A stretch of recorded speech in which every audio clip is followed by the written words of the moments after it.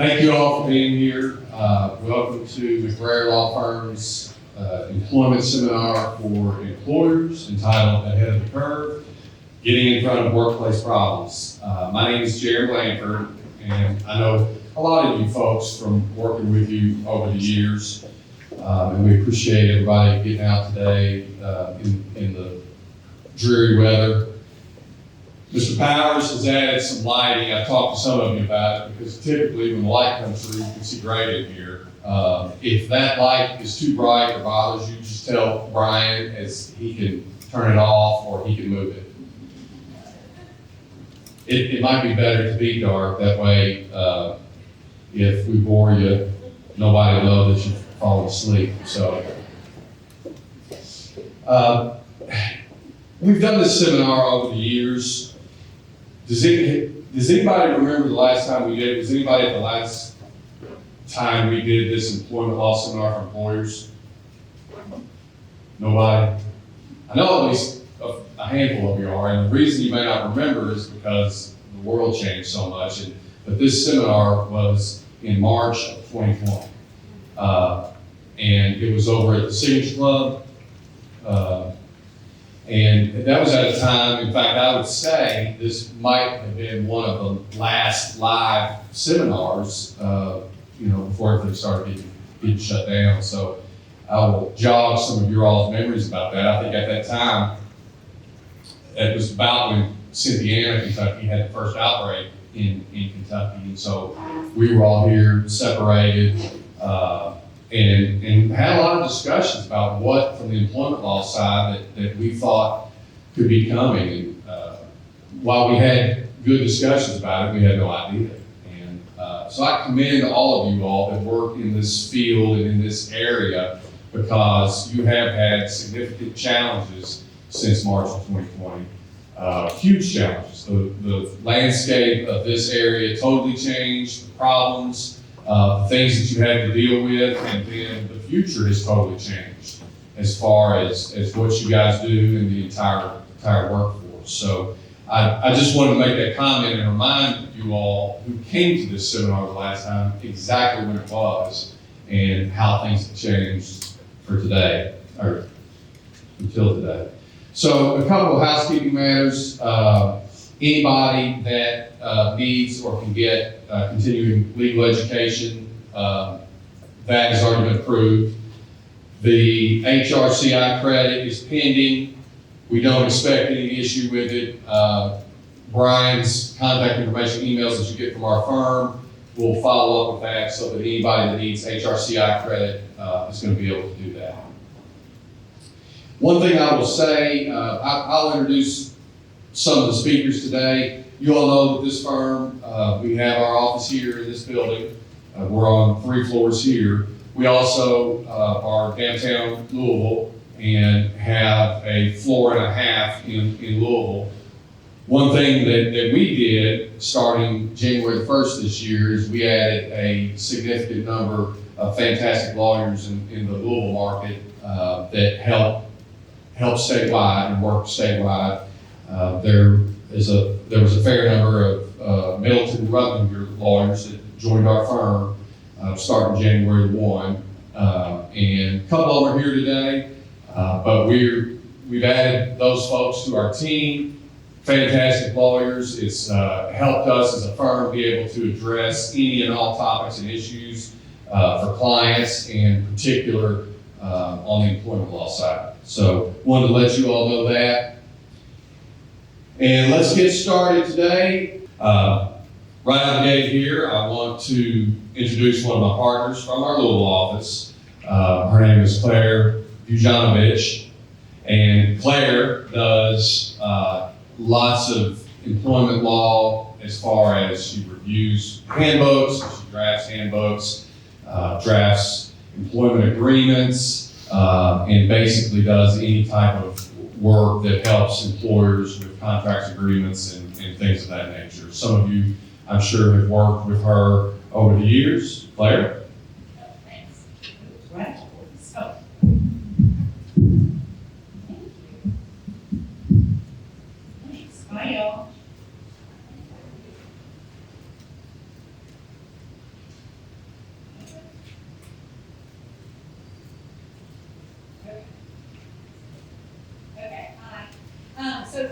some of y'all, and those of you who know me know that I practice employment law and labor, traditional labor, but I only do the consulting side. So I'm your girl who you call when you say, oh shoot, I have a problem, I have no idea how to handle it, and I need to get something done immediately. And so that's, oh, I do have to pick up. Can you guys hear me? Oh, okay. Ooh. It's so tight. Okay, so I'm the girl that you call when something bad happens, and I can give you advice, hopefully, or I can try to figure it out. I also do contracts, so I see a lot of issues pop up. And one of the reasons why I went into private practice, I started out in government, was because I would see people, employers, make so many mistakes. And it wasn't because they wanted to break the law, you know, they weren't like looking to make an extra dime. It was because they didn't know the law, right?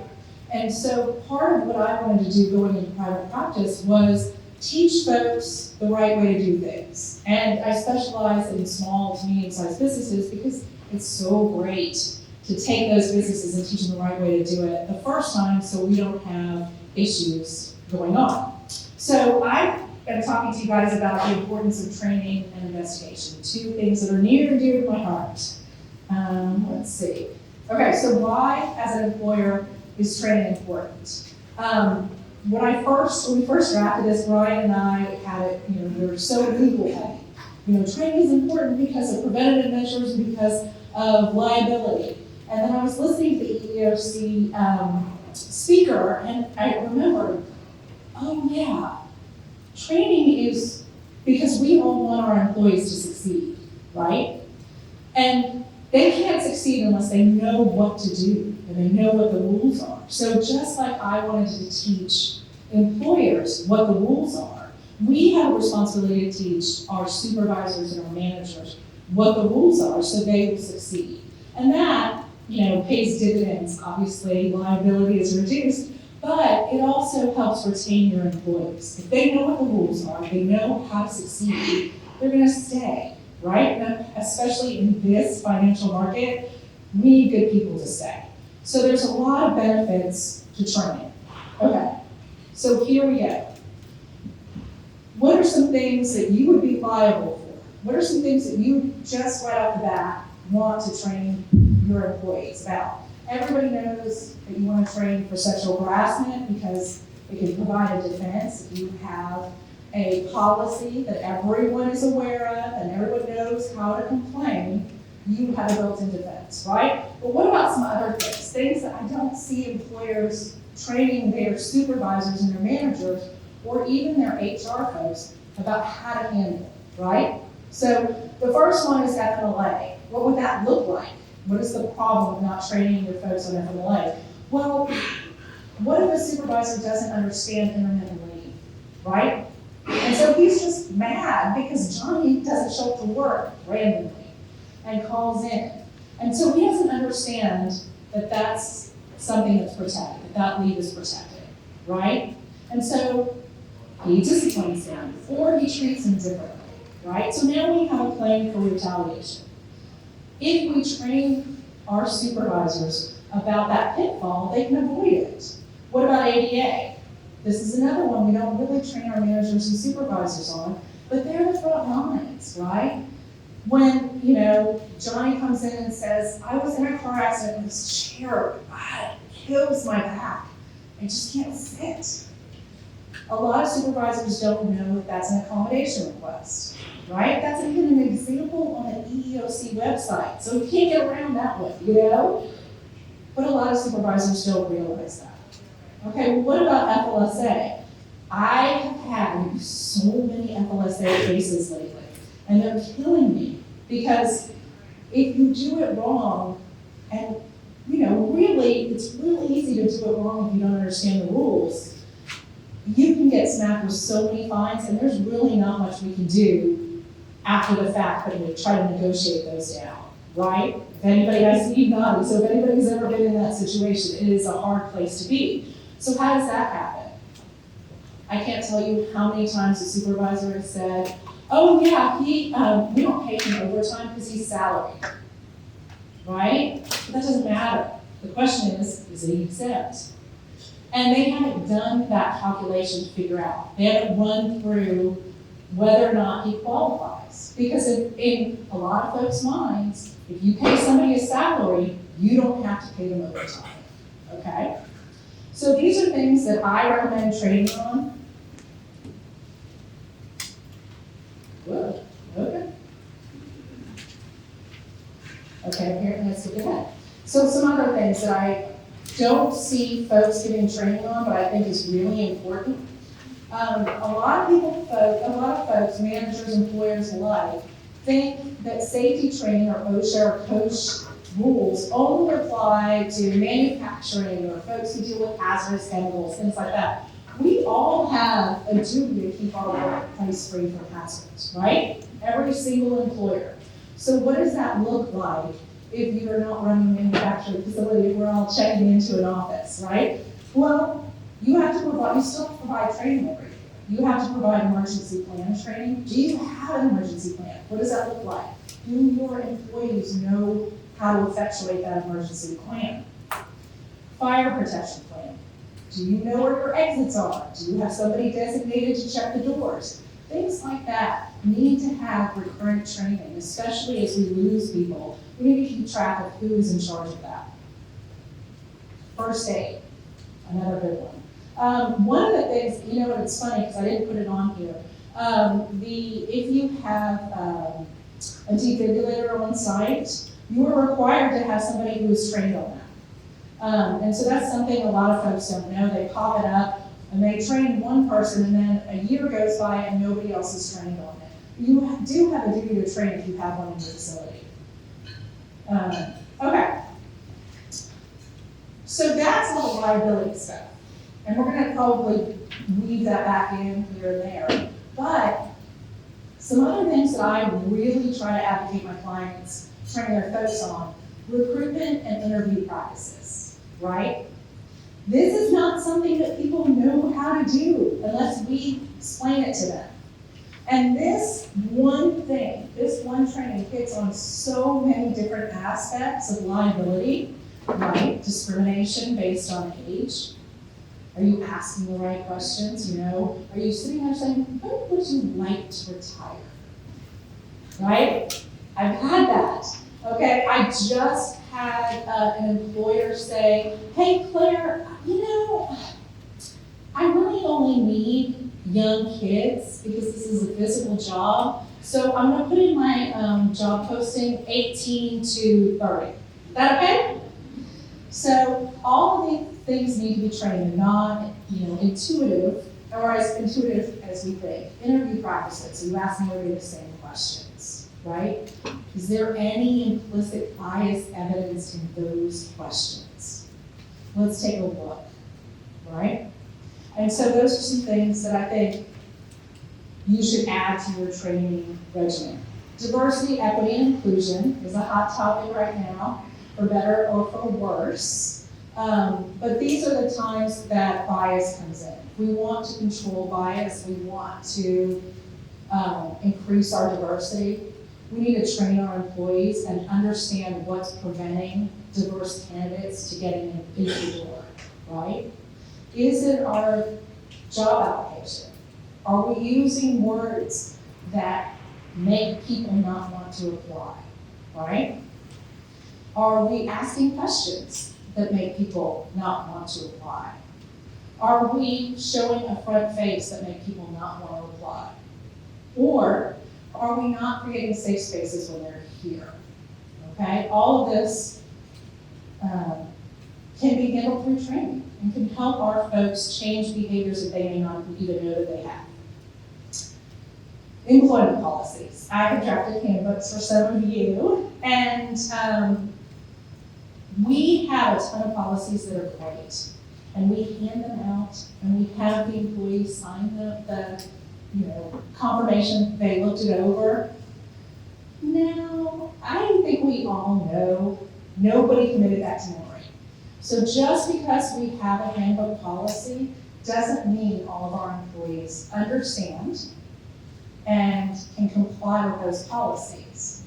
However, If we look through and we pick out the ones that are really important to us, right? Sexual harassment being one of them. That's something we have to do at least once every 2 years. But how about absences? How about tardies? How about taking care of PTO? FMLA. What does that look like? So all of these policies that we want to implement, safety checks, if you have heavy machinery and you want them to check the cars or the trucks right before, you need to train on that. So anything you really feel is important, you got to help your guys succeed by letting them know what the rules are. Requests for leave under FMLA. We talked about this earlier, but this is a real hot topic. And it's something that we should train our supervisors on. How do we handle these requests?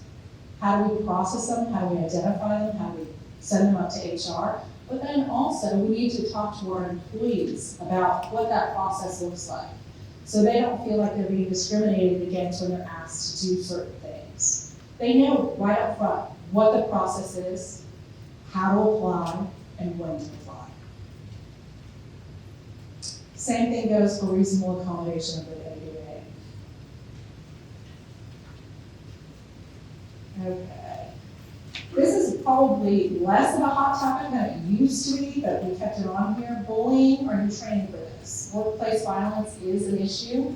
Luckily, I have never had to encounter that personally, but I think that we do need to have training on what happens. What happens if there is somebody who comes in who is not invited?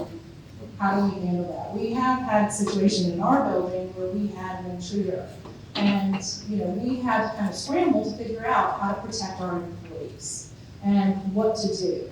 And so it would have been better had we had that plan up front. Luckily, nothing happened, and we dealt with it really well, but I would advise having a plan up front. Okay. So something that I am seeing a lot, as I said, was wage and hour practice violations. How do we handle this? We're talking about classification of employees. Are they exempt? Are they non-exempt? Independent contractors. You should audit your independent contractor policies, right? And if you need help, feel free to give us a call. But your supervisors often are pulling these independent contractors in, basically getting them authorized, and they may not know what that looks like, right? They may not know the standard for independent contractors. And then, come on, there's 3 different standards you have to think about. So it's not easy, and I get that. But we need to have a process that helps us make those determinations. Pay practices and wage deductions. I had an employer call me and say, hey, listen, my supervisor didn't show up, he's salaried exempt, is this okay? I'm just gonna dock his pay. Well, they were small enough, they didn't have a PTO policy, they didn't have a sick leave policy, they didn't have any paid leave. So as you know, no, that's not okay, right? But that's something that we need to train our folks on, because it's the little minutia that matters. And they could have lost their exempt status for all those classified employees. Everybody in that classification could have left based on that mistake. Okay. So this is something that I've started promoting. As I said, I deal with a lot of small and medium-sized businesses. And one of the hallmarks of those businesses is they start out like a family, right? You have all of these folks who grew up together, who figured it out together, who were kind of like tumbling like puppies together, right? And then one of them gets promoted. Well, now the person who gets promoted has to oversee all of these other little brothers and sisters. And what does that look like? How do they do it? And do they know intuitively? Well, if it was an outside hire, maybe they would know. Maybe somebody could train them up at another job. But it's likely that here they don't know, right? They don't understand how to deal with issues with those folks that they used to be best friends with, right? They used to go to the bar with and hang out with. And so now they have to oversee their work. And I see 2 things happen in that scenario, right? The first is that they're overly lenient. They let everything slide and they say, don't worry about it. And so they don't actually hold the employees accountable. So we all know what the problem with that is, right? Then you go to terminate a bad employee and you have literally no record. And then if I hand it over to Cindy, she yells at me because basically there's no discipline for her to work with if this goes to court, right? And so what we need to do is teach these guys how to make a record, okay? Yeah, I get that your buddy didn't show up on time and he's chronically late. You still gotta write him up. You still gotta create that record, right? Or the converse happens, which is they're so used to being these guys' buddies that they get offended if they're not actually producing for them. And they take it as a sign of disrespect. And so what do? They don't counsel them. They don't tell their buddy, hey, listen, this is something that I expect of you. Going forward, I need you to show up on time. Here's the expectation. Here's how you can meet that expectation. And here's the consequence if you don't. You'll be written up. Instead, they're the hammer, right? Because their feelings are hurt. So either way, we're not in a great situation, and that can be solved by training, right? How to discipline, how to counsel, how to review. This is another tough one when you were very close to somebody that you were overseeing. You know, are you giving them a fair review? Or are you just saying, everything's great? They're great, everything's great. And glossing over some real issues. And when you do that, you're really shortchanging that employee, right? Because not only are you not building a record if we need it later down the line, but you're not teaching this person how to be a better employee. You're not telling this person what you expect of them. Okay? Okay, so when you conduct any one of these trainings, I want you to ask yourself a couple of questions, right? Who is my target audience? And this might be different based on what you're teaching them. So you might want to just have a new supervisor training once every couple of months when you have a new supervisors or group of supervisors. You might want to have separate trainings for managers and employees. If it's sexual harassment or any kind of discrimination, Cindy and I always have separate training, right? Do you want all employees?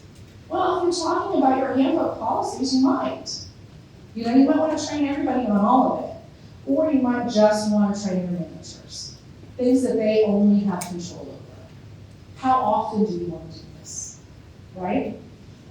Sexual harassment training is mandatory in various different states. And in those states, it's usually mandatory annually, right? We don't have that requirement, but I do recommend you do it at least 2 years based on turnover. And, you know, just because you want these people to have it top of mind. But other trainings, you gotta sit down, you gotta say, well, how often does this issue come up? And how often do we really need to tie this into what they do on a day-to-day basis? And I would just say, err on the side of freedom, right? And then, you know, we use those videos because sometimes training is really boring, right? I hope you're not bored by this, but sometimes it's really boring. And so make it fun. You know, I had a colleague who used to always stick a bear video in the middle, like just a bear tumbling on a picnic table. And he just did it randomly. Every single presentation, would go bear. And it just kind of woke people up.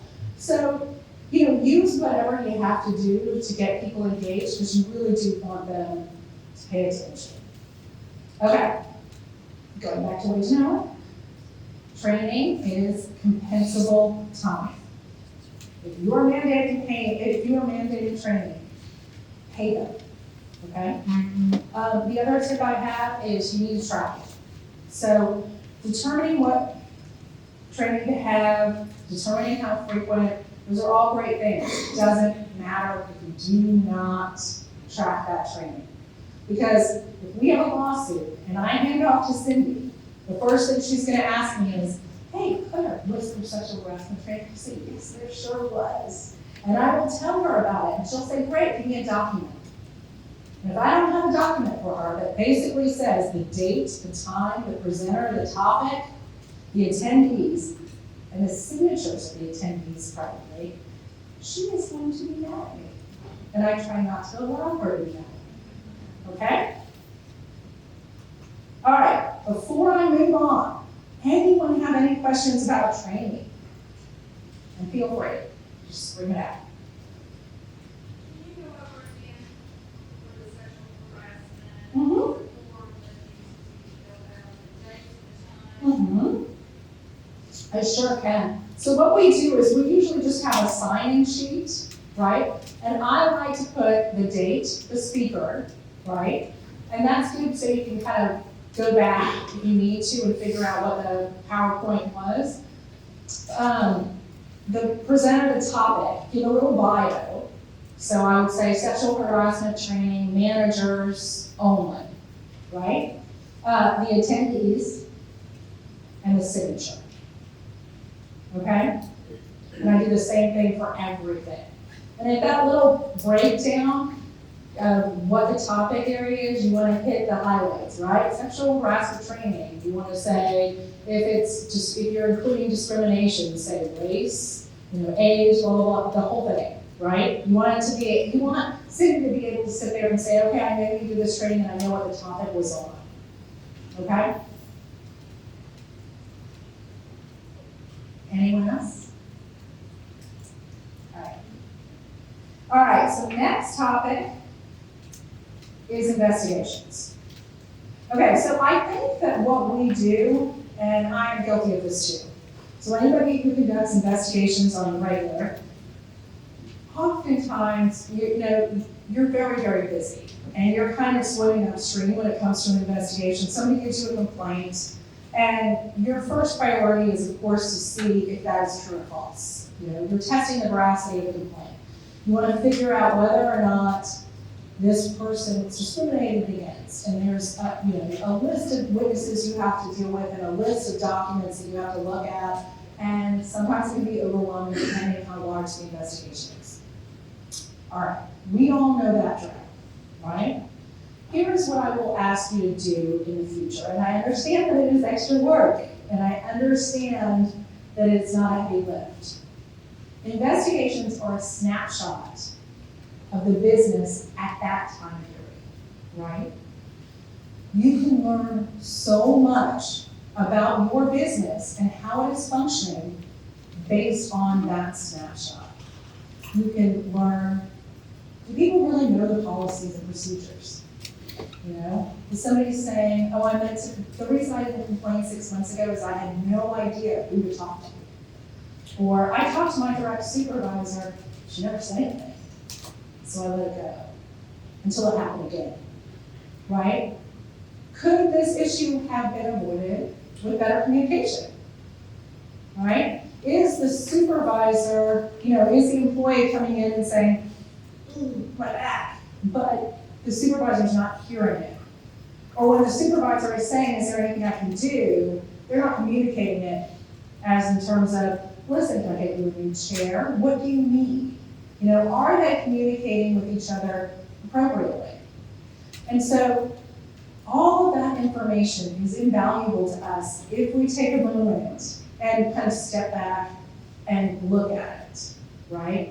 And as we're putting this, investigation review or report together, take a moment and kind of think about what you can learn from this. Even add that to the report, because I do think it actually really helps your business going forward if you can take those opportunities to reflect.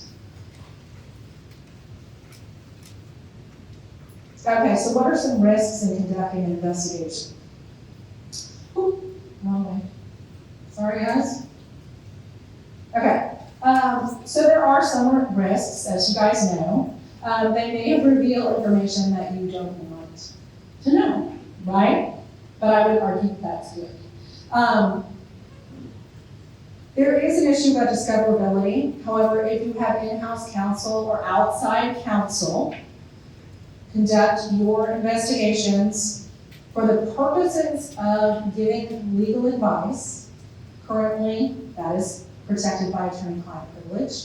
There is a case up at the Supreme Court right now regarding whether or not that privilege will be expanded to business for business purposes. I don't know how that's gonna come out. I've stopped trying to predict the Supreme Court. It's too crazy right now. So we'll keep you posted on that, but if you follow certain rules, you can ensure that that's a privileged investigation. Okay, the other issue that we see is retaliation. It is so much easier to be successful in a claim for retaliation than it is to be successful with the underlying suit if you are a plaintiff. And I think, anybody who's been in litigation, retaliation is just the absolute worst because they can win on that even if they don't show discrimination, right? So we need to train our supervisors first and foremost not to retaliate, right? If you're pulled into an investigation, always give that warning that it's prohibited. And really, really bring it home with your supervisors, particularly the accused supervisor. And then the last thing is more discrimination. Do not start an investigation for purposes of discrimination. And this is something employers really need to watch out for in terms of supervisors. If there is some bias from a supervisor towards an employee, we have to really look at it. If they're asking us to investigate something that they wouldn't ask us to investigate another employee for, right? Okay, so as I said, I started out with the government. I was with the National Labor Relations Board, so Brien sweetly always puts in stuff about the National Labor Relations Act for me. So everyone here is subject to the National Labor Relations Act, regardless of whether or not you have a unit member in your staff, okay? So that means you have to think about certain things that relate to the National Labor Relations Act. The best way to kind of communicate that now is if you think back at COVID, every time anybody had a mandatory vaccination policy, there was a subset of kids and employees who would say, I want to get that vaccination, right? By saying that, if it was more than one person, they were acting in a protected way, and that is protected by the National Labor Relations Act, right? So you cannot discipline them for doing that. And that works for everything. If a bunch of employees get together and they complain about sick leave, or about your 401k, or about any wages, hours, or working conditions, as long as it's two, and there's rules, side rules about that. So if it's one, call me, and we'll talk about it. But as long as it's concerted, and it's about their wages, hours, and working conditions, that activity is protected, right? So you cannot discipline them for it. Even if they say, I'm not showing up because I am protesting this policy, right? Okay. That includes having an investigation, right? If you are investigating only to suppress protected activity, that is a per se violation. Okay, so something that you need to think about. And that goes back to a discriminatory investigation. If you have a group of employees who are saying, I'm not showing up because of X, Y, and Z, and you guys launch an investigation into it, that could very well be an unlawful investigation. Okay. Okay, so we're going to talk next about Johnny Poultry and Upjohn. Let's see. All right, so again, going back to keeping the attorney-client privilege. If you are an in-house counsel or an outside counsel, you probably know this already. But in order to keep the attorney-client privilege intact, you have to give an Upjohn warning to employees prior to interviews, okay? And what does that look like? You say, I've done this so many times I can do it without even looking at the notes. You say, hi, my name is Claire Yanovich, and I represent employer X. I'm telling you this because I don't want you to think that I represent you. There is attorney-client privilege that attaches to this conversation that we're about to have, but that privilege is not yours. That privilege is not mine. That privilege is owned by the company. Now, I will attempt to keep this confidential, and I ask that you keep this conversation confidential in order to preserve that attorney-client privilege. However, I cannot guarantee that the employer will keep this conversation confidential because that is their right to waive. And you give them that disclosure, okay? And that will help you if there's ever a challenge over whether or not this investigation is privileged. If you are investigating, and this is something a lot of employment lawyers don't know, because it's a labor lawyer thing generally, there is also one for any protected concerted activity. Okay, if you're investigating your employee's protected concerted activity about anything, you have to give Johnny Poultry if you are an attorney. Okay? You have to communicate the purpose of the question. So we're talking about your walkout. Assure the employee that there will be no reprisals for refusing to answer or for any answers given. Notify the employee that participation is voluntary, and if they fail to do so, it is deemed a per se violation, not if they fail to participate, if you fail to give the Johnny Poultry warning. Okay. All right, let me stop there, and then we're going to go through the do's and don'ts. Does anybody have any question about any of that? Yes? Do you recommend doing the warnings in writing or just as a verbal conversation? So I always do Johnny Poultry in writing, always. If I believe that we're talking about a protected concerted activity. And that's just an old habit from working for government. I do not generally give an upjohn warning, but what I do is in my outline, I always put it at the top. So if I would ever have to basically show my questions that don't have the answers on it, it has the upjohn warning on there. Yeah. Yes? So if you're not an attorney, Does not apply. Yeah, it's only for attorneys. So it's for in-house counsel and outside counsel. Which again, that's the way you want to protect your investigations and keep them confidential. So I would recommend that you have an attorney perform most investigations like that. Sexual harassment, discrimination, things like that. Okay, so let's talk about the do's and don'ts. First thing I do when I'm sorry, I didn't see you. you mentioned a case of Yeah. I'm so sorry, I can't hear you. What's the name of the case that's currently? I used to have it on my notes, but I did not save my speaker notes, so I will get it to you. Yeah, and I think I can remember if I actually took a moment, but I wasn't on stage. No, I will also go over you. Okay. Anything else? All right. Okay, so the first thing I do when I start an investigation is I say, has anybody told you why you're here? Because oftentimes, nobody's told them why they're here. And then I explain what the process is.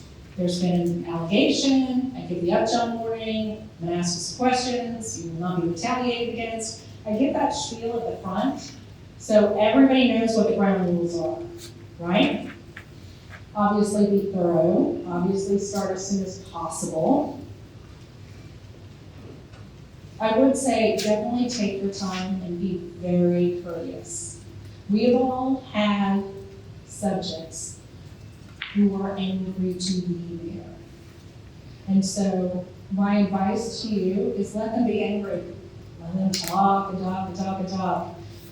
Because you'll get some really valuable information and eventually they'll talk themselves out. And you just be courteous and be safe. Okay, so if it does get to be a dicey situation, excuse yourself and get somebody there. If a new complaint is raised, it's best to ask them to file another separate formal complaint.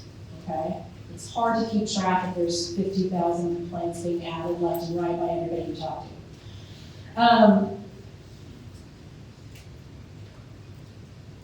See, don't delay, don't promise confidentiality. Most of these things you guys know. Okay, any other questions, you guys? About training or investigations? Okay, I think we're good. Thank you guys so much for your attention. I really appreciate it.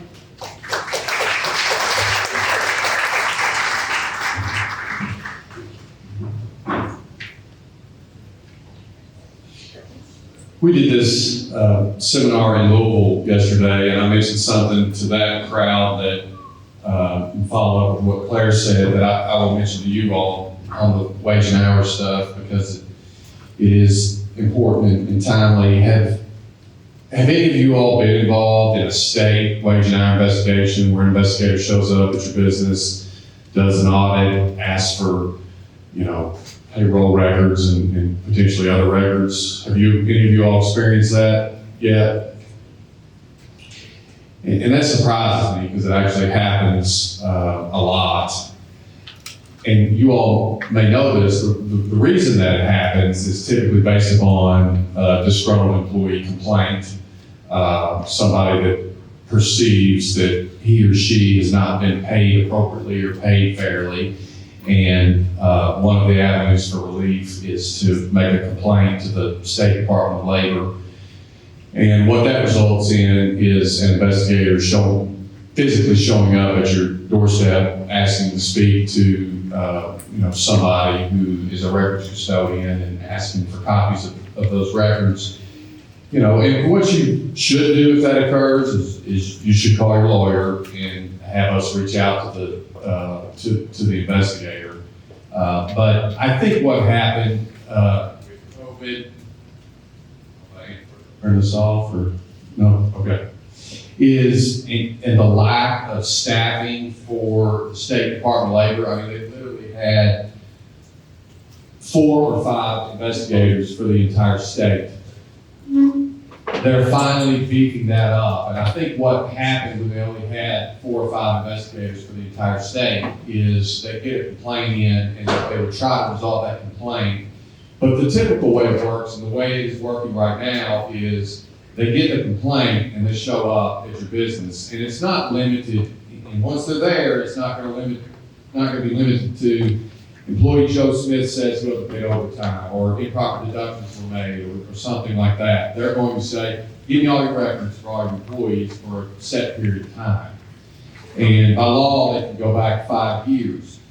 Over the years, we've been able to try to negotiate within short periods of time, or other things that are beneficial to the employer. But just to let you all know, what I've been seeing is a little bit more aggressive approach from the State Department of Labor, wanting significantly more records, and basically digging into everything. And I think they've upped the staffing, they're training new investigators. And so Claire talked a lot about wage and hour, and I think it is a good time to remind you all to check your policies, make sure you're paying people correctly, make sure you're training your people correctly, make sure whoever you're using for payroll, knows what they're doing. But a lot of it is you're giving them information and they're paying people based on your information. So you have to have a clear understanding of the rules, clear understanding of exempt and non-exempt. If you're the type of employer that pays commission employees, you absolutely must understand it yourself, but you must make sure that your teams understand it. So I just wanted to bring that to your attention because I'm finding that a lot of folks are facing it right now. And I think it's more of a focus on that from the state, and it's more of having the manpower. So next, I want to turn this over to Cindy Effinger. Cindy knows a lot of you folks as well. She's an employment lawyer. She's tried a lot of employment cases, which enables her to better advise people on the front end how to avoid litigation. Because the last thing you all want is to spend company money fighting a case for 2.5 years or whatever it takes these days. It's a long time once you get into court. And it's stressful. It takes, HR folks and the other professionals, you know, a lot of time, and it distracts from what you should be doing on a day-to-day basis. So Cindy is in our Louisville office. She is the co-managing member of our Louisville office. Appreciate that. Good morning, and thank you guys all for coming. I love seeing a lot of familiar faces, and certainly appreciate you being here. I am the lucky girl that got the short straw, and I get to talk about your favorite topic, disability discrimination and the ADA. And so I know that this is one that we all pull our hair out because it's not black and white, and there are a lot of questions swirling around. And so what I want to do today is I want to talk about some topics in discrimination law that may be not as common, but they're becoming more common. And the underlying lessons from these topics and these cases, I think, apply to every aspect of disability discrimination. So there are some new emerging issues I just want to point out before we get into some of the meat of this. The first one, you can't do research on what's going on in ADA trends without seeing that the EEOC is coming down hard on website compliance, being compliant for either the visually impaired or hearing impaired. And it is certainly a debated topic whether the EEOC has the authority to do it, whether it's even part of the ADA. But both Domino's Pizza, and I want to say it was either Walgreens or CVS, got tagged pretty hard over their website not being in compliance. So while your IT professionals should know to do this, you might want to ask that question the next time you're engaging an IT professional. And the other thing, which is very new to me, which is why I'm not talking about it, I don't know enough about it, but we've all seen the chat GPT, can't even remember the initials, but it is AI, it's artificial intelligence. And Monster and Indeed have been using this for a while. It's seeping into all of our businesses. And the use of AI could have a discriminatory impact without a discriminatory intent. So if you use AI in any way or you're thinking about using it, I want you to look into or seek out information about how it could have a disparate impact. With respect to this topic on disability discrimination, if you're using AI to weed out resumes, sometimes they'll pick up gaps in employment that could be disability related, and if you're automatically throwing them all out, you are disparately impacting that particular group. And so I want to bring that to your attention. There's going to be use of BI on performance reviews and metrics within some businesses, and could that have a discriminatory impact in any meaningful way? So I bring that to your attention just to, as one of the emerging trends that I think we're all going to have to deal with at some point. So if any of you come to the Kentucky SHRM Conference, I start off with the EEOC update. And I think that it is extremely helpful to know what the EEOC is doing because it lets you know what you should be looking out for. And with respect to discrimination charges, you can see they're on the increase, and it is one of the most, it's gaining ground more than any other of the particular protected classes. Sexual harassment's always going to be number one. I don't think we're ever going to beat that, but disability discrimination is on the rise. I don't know why. It could be that we have an aging workforce and there are more medical issues. It could be that there are lots of misperceptions about what is and isn't covered. I can tell you that I've heard from both employers and employees alike, well, they had a doctor's note, I can't fire them. Well, what was the doctor's note for? Was it just the flu or was it a disability? Because if it's the flu, you can fire them if other circumstances warrant it. If it's a disability, maybe you can't. But employers and employees especially believe I have a doctor's note, I can't be fired, or I use sick time, I can't be fired. And you're going to see in some of the cases we talk about today, the overarching theme is don't assume or presume it's going to get you into trouble, the same as stereotyping. So what we're going to talk about today, we're going to start off with just a little refresher on documentation, because I can promise you this is one of the single biggest questions that we get from our clients about what can I ask for, what happens if it's insufficient, and you get pushback from employees who say, you can't ask me that. So I encourage open communication and discussing with your employees why you're asking for the information. So what documentation can you ask for? What happens if it's insufficient? We're gonna go through all of these topics because it is a little bit confusing. And I will say that the EEOC does have good information on their website in terms of the guidance that they provide. But we're gonna start off with, if you receive a request for an accommodation or there's a bona fide job qualification, you can seek out documentation related to a disability or that identifies what accommodation needs to be made. The employer can require also that the documentation come from an appropriate healthcare professional.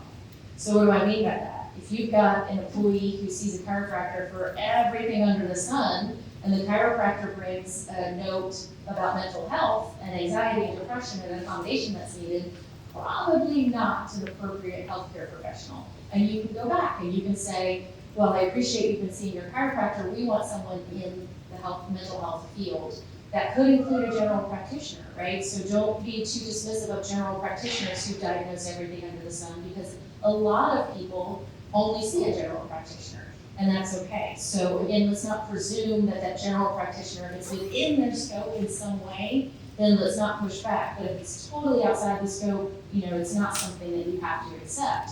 And you can go back to your employee and you can say that you need different documentation. And I would strongly encourage you to go through the whys, because that is really where we get hung up with our employees, when they don't understand the why. So here is the nature, or here is the really nuts and bolts of what documentation you can and should ask for. Someone comes to you and says, I need an accommodation of unpaid leave, or I need an accommodation for job restructuring or part-time work, whatever it is. You can ask the employee to provide you the nature, the severity, and the duration of the impairment. You can get that information from the physician, and it is something that you can also ask the physician how this impairment affects the employee's ability to perform the essential functions of the job, and how the accommodation will assist the employee. Strongly encourage you to send a job description.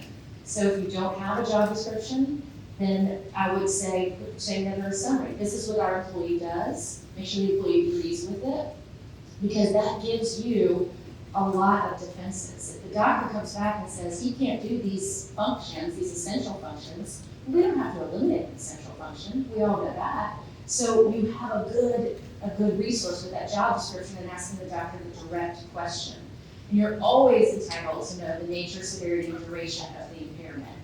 And it's only the impairment that they're seeking an accommodation for. So if you know the employee has maybe heart issues or other issues, you can't ask for information about that if it doesn't affect the accommodation they're asking for. So another thing that you can do might make it easier if the employee will give a limited release to you to talk to your doctor directly, so that you can have that conversation. Here are the, do it in emails, it's a way to document it, copy the employee, but here's what the employee does, here's what they're asking for. These are the things I need to know how to be able to accommodate. Because you remember, the accommodation isn't what the employee asked for, it just has to be reasonable. So if there's more than one way to accommodate this employee, and the first request the employee wants really puts a hardship on your other employees, their coworkers, or you as an employer, that maybe doesn't rise to the level of making it unreasonable, you get to make that choice of what accommodation you're going to provide, and this dialogue with the physician can be very helpful. In the example I have, there was an individual, it was in a Sixth Circuit case in the last couple of years, who was hearing impaired, and she was going through training, and she wanted the training videos to be closed captioned. That was going to be super expensive for the employer, and they said, you know what, we can hire you an ASL interpreter to interpret the videos while you're watching them. And the employee said, I don't want to watch the interpreter, I want to watch the videos and see the closed caption. You need to close caption these.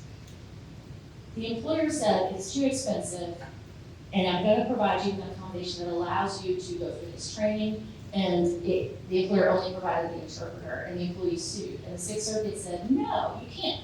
The employer provided you an accommodation that met everything that you needed, and you as the employer get to choose, so long as other things are in place, so as long as it's reasonable.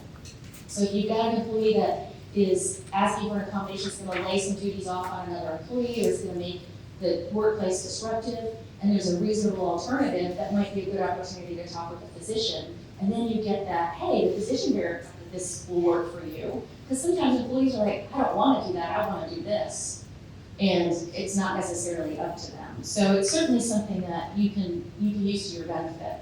I will also say that if you get return to work notes, We all know that 100% healed language should not be in any of that communication with your employee, but I have seen return to full duty. Please let me know when you can return to full duty.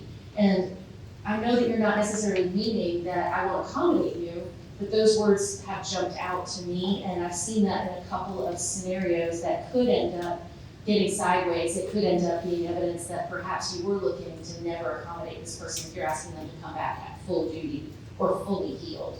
I would just say, please let me know, when your doctor releases you to work with or without an accommodation, then we can discuss what an accommodation may be.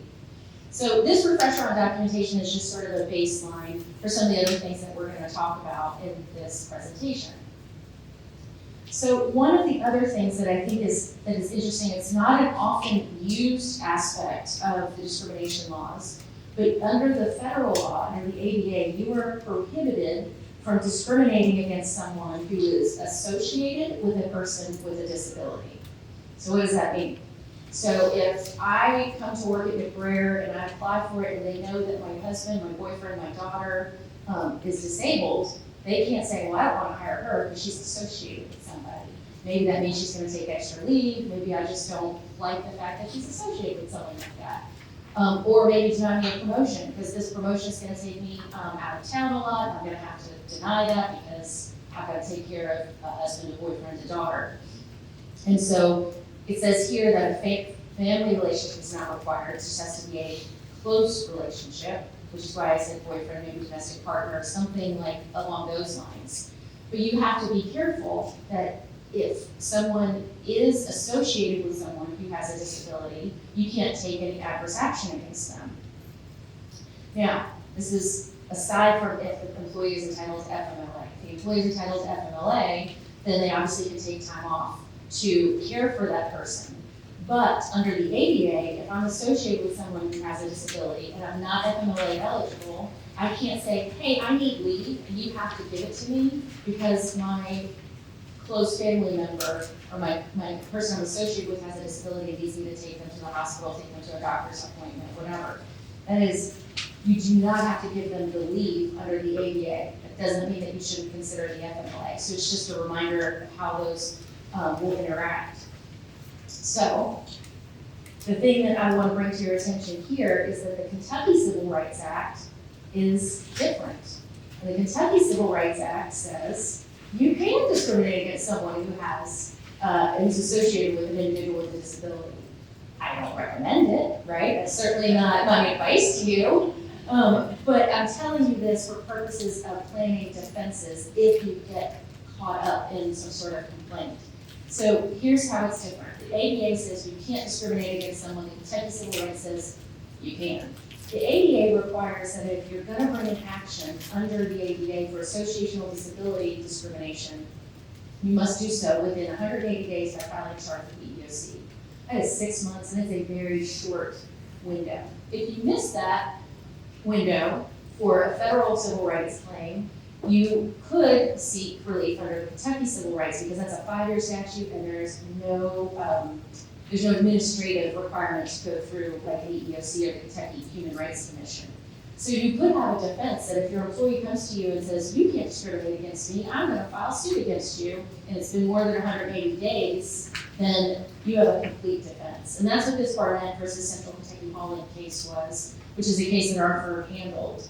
And because this employee did not file under the ADA and only filed under the Kentucky Civil Rights Act, we were able to get that case dismissed. So it's just to alert you not to discriminate against people because you have 2 different acts that both apply to you, but just to know when you might be in trouble, right? That's the thing you call us for. Is this a problem? Is this an issue? And at least maybe you know ahead of time, it's something that you can handle maybe even with that employee. Another, just so you know, another way that the Kentucky Civil Rights Act is different, before we move on to this, is under the ADA, they amended that act, I think in 2008 or 9, to really make a lot more conditions be disabilities. And it used to be that a temporary condition, something that lasted 3 months or less, wasn't going to qualify. But if you get a broken bone and you have to be off work for 6 weeks to heal and come back, wasn't going to be a, quote, disability. The Amendments Act brings all those back in.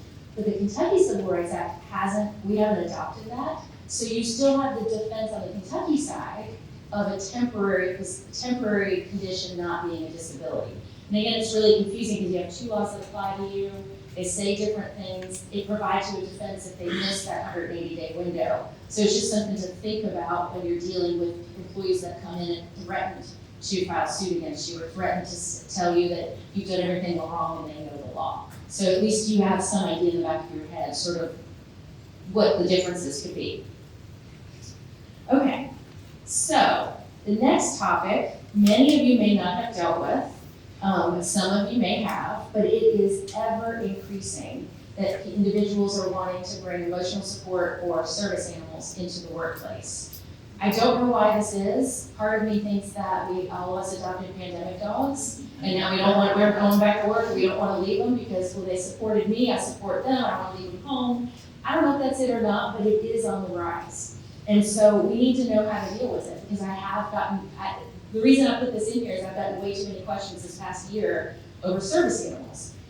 And again, while these might be unique and you think maybe I'll never deal with it, the lessons from these apply to everything. So I want to talk to you about this Hobby Lobby case. It's a brand new case, it's pending right now, there's no answer to it, but even though there's no answer, I think it's very instructive. So the first thing I'm going to tell you, and I think our EEOC speaker at the end of the presentation will confirm this, someone files a charge with the EEOC, 90-something% of them will get dismissed and a right to sue letter is issued, allowing the employee to sue on their own. In that very small, less than 10%, if the EEOC takes the case and files suit against you, it has a 90+ chance of winning. So I'm going to tell you right now, Hobby Lobby's going to lose. When I tell you facts, you'll see why, but Hobby Lobby's going to lose. Right? We don't have to be betting people to know that those odds are pretty good. And Hobby Lobby kind of stepped in it here a little bit. But I don't want any of you to also be that test case that the EEOC takes. If they sue you, it's going to end up in a high chance of success. So what happened here is Hobby Lobby had an employee that said, hey, I need a service animal. I want to bring the service animal in. And Hobby Lobby said, no, you don't really need one. And some people around here may have allergies, and dog's tail might knock over some of our displays, and no. And they didn't engage in the interactive process, and they made assumptions about whether she actually needed the service animal, and just said, what are you going to do about it? And she goes, well, wait a second. You allow customers to bring service animals in, and they could trigger allergies, and they could knock over, displays. Why not me? And they just said, no. They didn't consider it. They didn't even try it. That's why the EEOC stepped in. There was no interactive process, there was no discussion about it, and they have a conflicting policy for disabled employees versus disabled customers. And while this may not necessarily apply to you, I do want you to look at if you have any conflicting accommodation requests. Does employee A come to you and say, hey, I need this accommodation, leave, job restructuring, equipment, and you say yes, and the other employee that maybe nobody likes as much, you say no, or you don't believe the person is as in need of the accommodation. But if you've already provided it in one instance, it's going to be hard to deny it in another. So while this is about a service animal, a customer, and an employee, I think the lesson from it is if you don't be conflicting or contradictory in your own right. And they also, Hobby Lobby also stereotyped a little bit in terms of whether she needed the accommodation or not. So like I said, it's pending. We don't know the outcome of it, although I think we do know the outcome of it. So why this case matters, I want to also just remind you, the biggest way you get yourself into trouble is to not engage in the interactive process. I say do it in writing every time, because like Claire said, if it's not in writing, it didn't happen, and you're going to make me mad. So we don't want to make me mad, apparently. Claire said that today. And so what you want to do is engage in the interactive process. What do you need? Let's talk about what information I need from your physician and document the back and forth. Don't stereotype, don't assume when anybody is coming to you with a request for an accommodation. And as we get into this difference between a service and an emotional support animal, it's real easy to assume and presume things. And the lines are getting very, very blurred. So let's talk about the difference between a service animal and an emotional support animal, because I think some of you may end up having to deal with it. So the first thing I want to point out is under the Act, service animals are dogs, for miniature horses. Right? And this isn't just the Kentucky Act, like you can see it in Kentucky, right? We have all these horse farms, we're going to allow them. No, it's miniature horses is in the federal act. I had to look it up. Every time I do these seminars, I learn something new.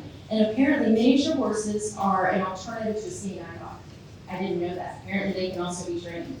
Although I think if I had a miniature horse standing here right now, you might question me. You might assume, what is she doing? Is that really necessary? And again, we can't assume or presume, but that might be our first reaction.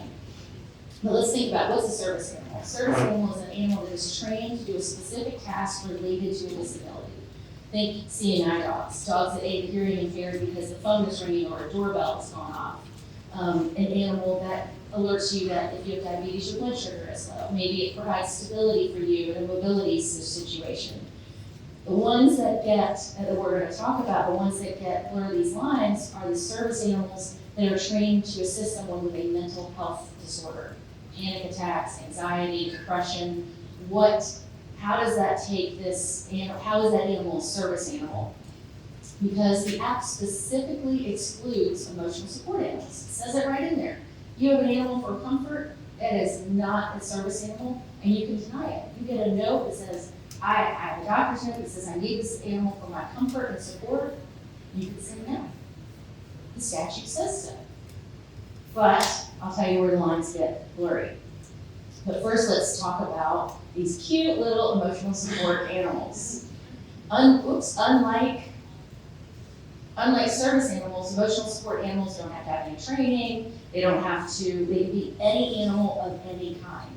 We have all seen the news stories, right? We have all read the airline stories and seen the Instagram or the Twitter accounts of Dexter the peacock. And they've got these fun names, Daniel the duck. Daniel the duck had his own following on Twitter. But people have also used emotional support pigs, bearded dragons, turkeys, snakes. You can't convince me that a snake is an emotional support animal. I would be over the top anxiety ridden. Squirrels, I don't know how you get that one with all the shots, right? Because that's a goldfish. Well, I mean, there are countless examples. And you may recall that suddenly stopped. And in 2020, the Department of Transportation said, okay, airlines don't have to accommodate these emotional support animals, dogs only, probably miniature horses. Although getting a miniature horse on an airline might be a challenge, but it's in the statute. So in any event, the emotional support animals are not covered by the statute. So, and here's a case that I put in here that basically talks about the difference between the emotional support animal and the service animal and how it is very, very different. But the lines get blurred. So just providing comfort isn't enough. But what happens if you have that doctor's note that says this animal is for a mental health disorder, provides comfort or support, but also is trained to do a task to alert me to an anxiety or panic attack, or to provide some sort of, and I don't even know what it would be, but to provide some sort of service to help me get through that. You're gonna need that very specific note, and if you get it, you can't question it. But it's gonna have to be limited to a horse, a miniature horse, or a dog. If it comes away from that emotional support and then when it's classified as a service animal, they have to have a proper doctor's note, and it has to fall into one of the two, approved categories. So, let me just tell you about Ice the dog, and we're going to get into just sort of the do's and don'ts and how to handle these requests. Ice the dog is not a service animal; he's a working dog for a police department. I don't know if any of you saw this in the news. I thought it was amazing. And Ice the dog one day stole someone's lunch. And they indicted him, they arrested him, and they gave him a little mug shot, and it went viral. I love it. I love that they did this. After it went viral, a local sandwich shop sent some food to the police department and had one specifically reserved for Ice, because he didn't deserve that punishment.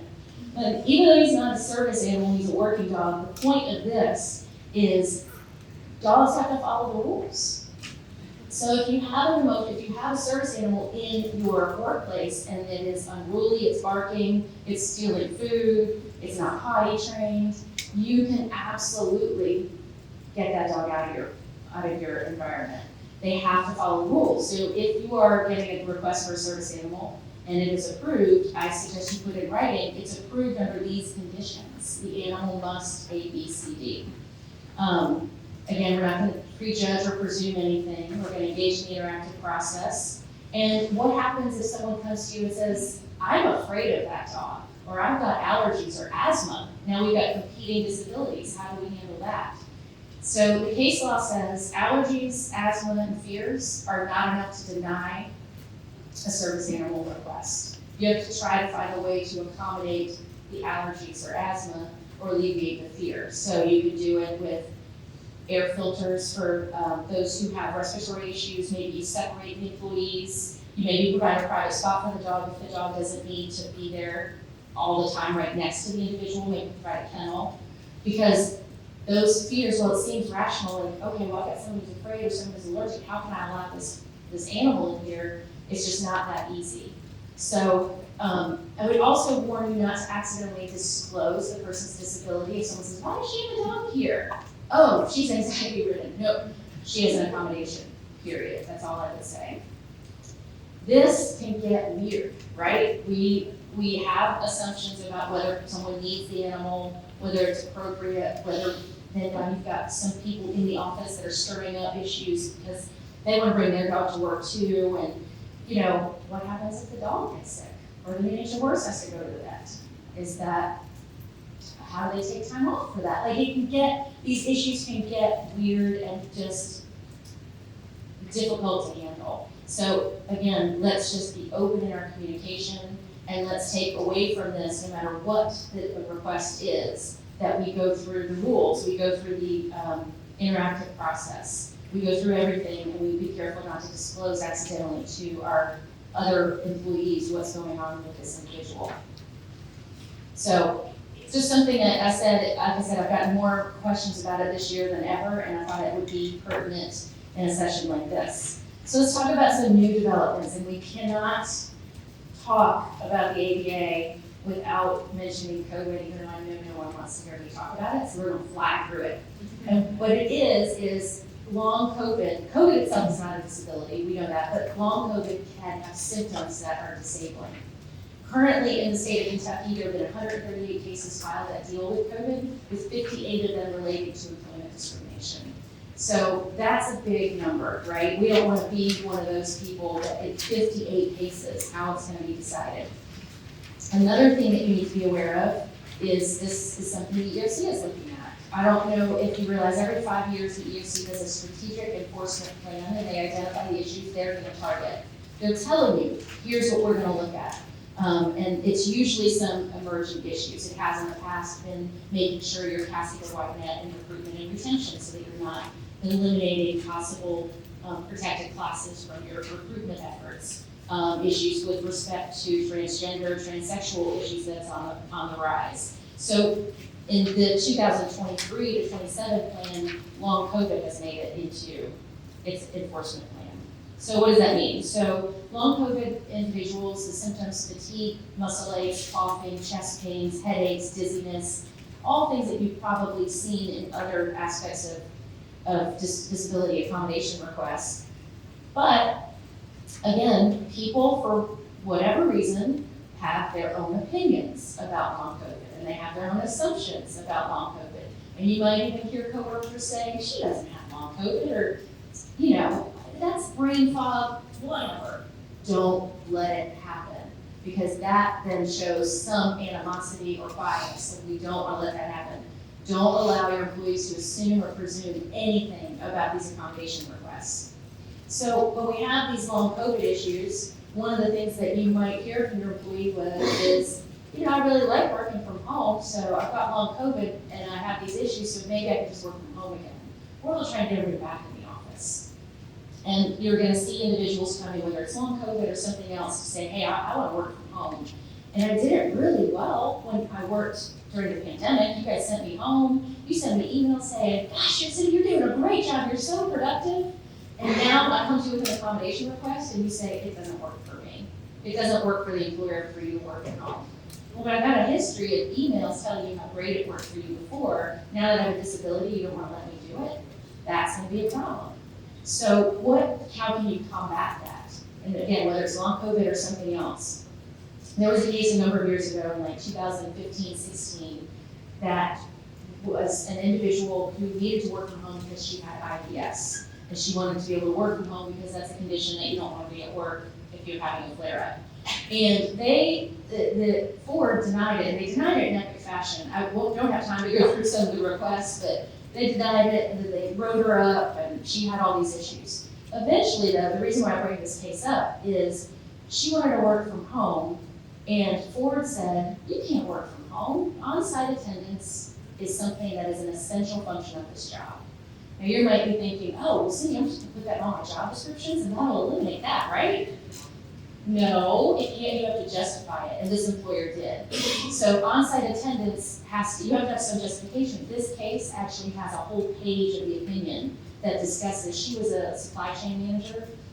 So on-site attendance was important because there'd be impromptu meetings, if you need to get a hold of this person. You know, for as good as our workers work from home, they weren't nearly as available as we needed them to be if they were in the office. So the case talked about the coordination with others, the need to be there, the need to be able to access some documents that may not be able to get off of a computer. And because the employer had that documentation, had that history, and was able to justify it, the employer Ford ended up winning on that issue, maybe not the others, that it did engage in a little bit of retaliation. But if you have a job that you think really needs on-site attendance, I want you to go back to that job description and put the why in. On-site attendance is required because this position, requires impromptu meetings. It requires a person to be available on a moment's notice, whatever it is. And I can also get you that case. It also has some really great language. We're going to see this also, your justification, come into play in another case. Because I want to remind you, if you've heard it before, I apologize, but when you're involved in these cases, the courts defer to you about what your essential functions are. Courts never do that. The judges think they know better. The plaintiff's lawyers think they know better. But if you have a document that says, these are my essential functions and here's why, you get the benefit of the doubt. So don't take advantage of that. Don't overlook it. And don't just put a blanket statement in there. Yeah, you need to be here. You need to be here full time and all the time in the office. That's just not going to work. So think about strategically which positions do require that. And it'll be a great defense when someone comes to you that says, I need to work from home, here's my doctor's note. Well, Cindy, you can't because your job requires on-site attendance. So that is something that I think it can be very helpful. So briefly, another emerging issue that we're all going to have to get some education and understand is an idea in the disability arena of what gender dysphoria is and how it impacts a disability claim. So it's defined as clinically significant distress experienced as a result of an incongruence between an individual's gender identity and assigned sex at birth. So the ADA specifically excludes all gender identity disorders. That is not a disability. But the Fourth Circuit recently said, well, hold on a second. Gender dysphoria is in the DSM-IV as a diagnosable condition. It's much more narrow and specific than a gender identity disorder. And in this particular case, an inmate, a transgender woman, was an inmate at a prison, and she was in a female prison. And at some point, they switched it and put her in a male prison. She was denied access to the medical care and medications that she needed, and she ended up developing some anxiety and some medical issues as a result of it, and she sued.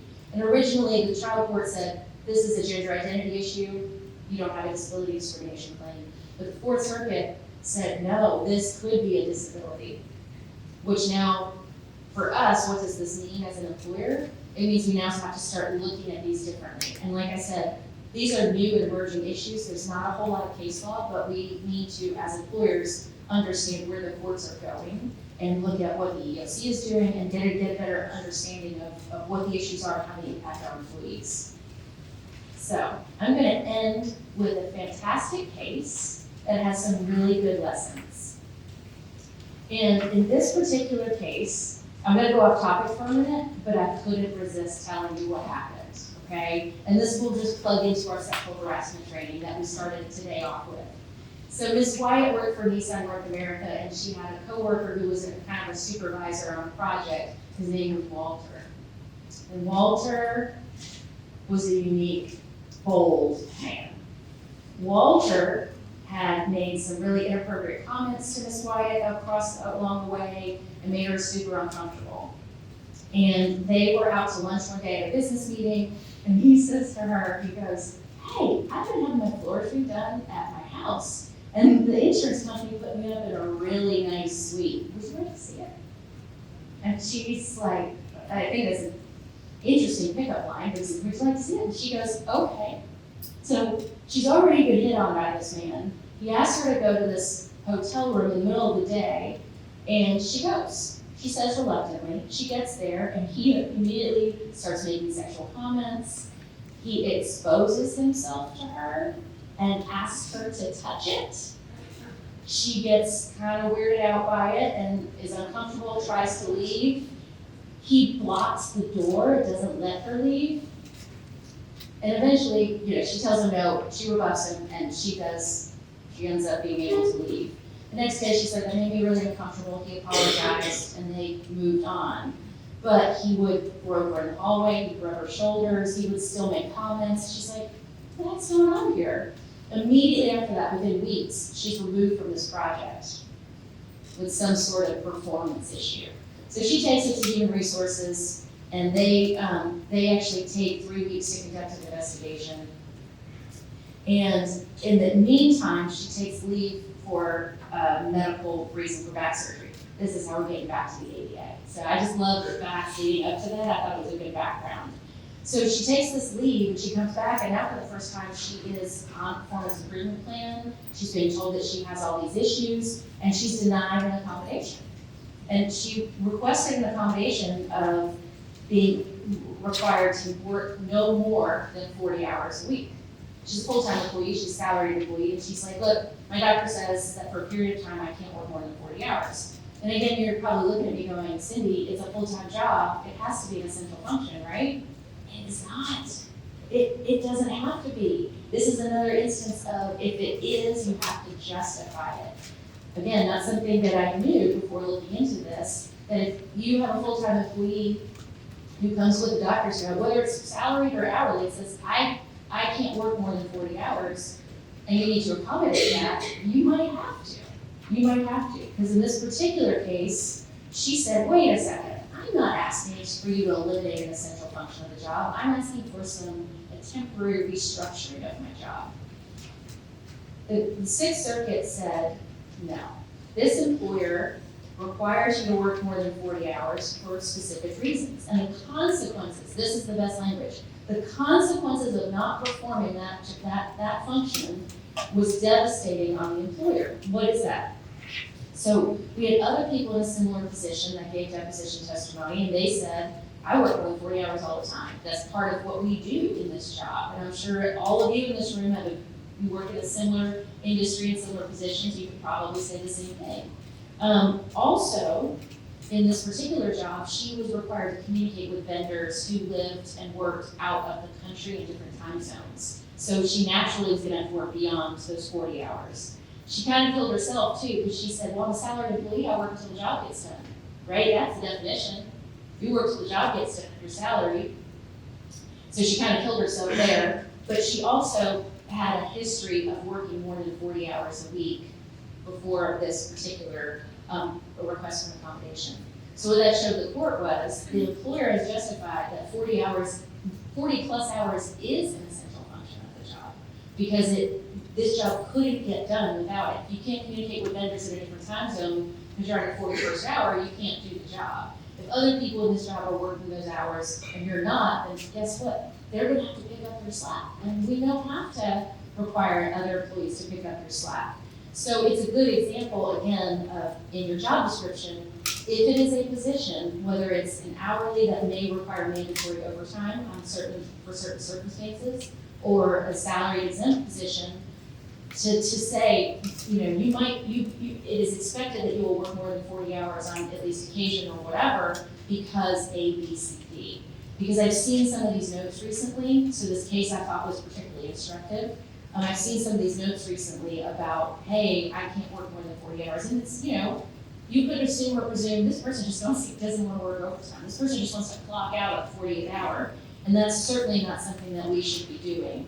And in this particular instance, the employer was successful because the testimony and documentation was there. So a couple of key takeaways in this particular case that I want to point out is I didn't mention that, and this goes through some of the things that Claire said, this employer didn't document her poor performance. When they were there for the first time, it was the first time, but she did have some issues. But they just said, it's okay, we'll work with you, we'll move on. They never documented it.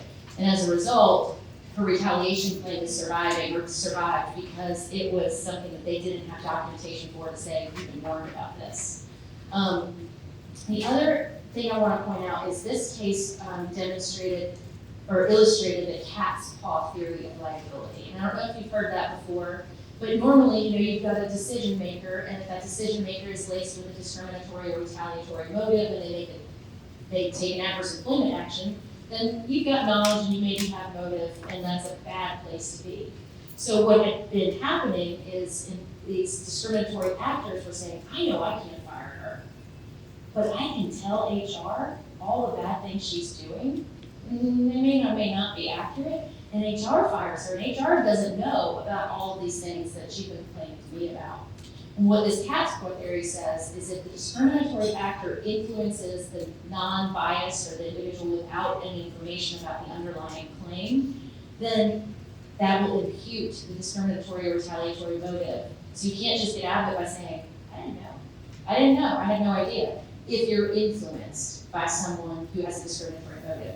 So with this, I want to remind you to go ahead and put in your protocol, if someone makes a claim for harassment, discrimination, or even ask for an accommodation, something as simple as being granted an accommodation, get a second pair of eyes on any disciplinary action or write-ups to make sure that they're not being influenced by someone who wants to get rid of the troublemaker who wants an accommodation. The troublemaker who's taking leave every other day for whatever issue. The troublemaker who brought that dog or that horse into this facility and we don't want it. So make yourself a note to have that extra set of eyes. So I got a few best practices, and they're obviously in your packet, but just go over a couple of them.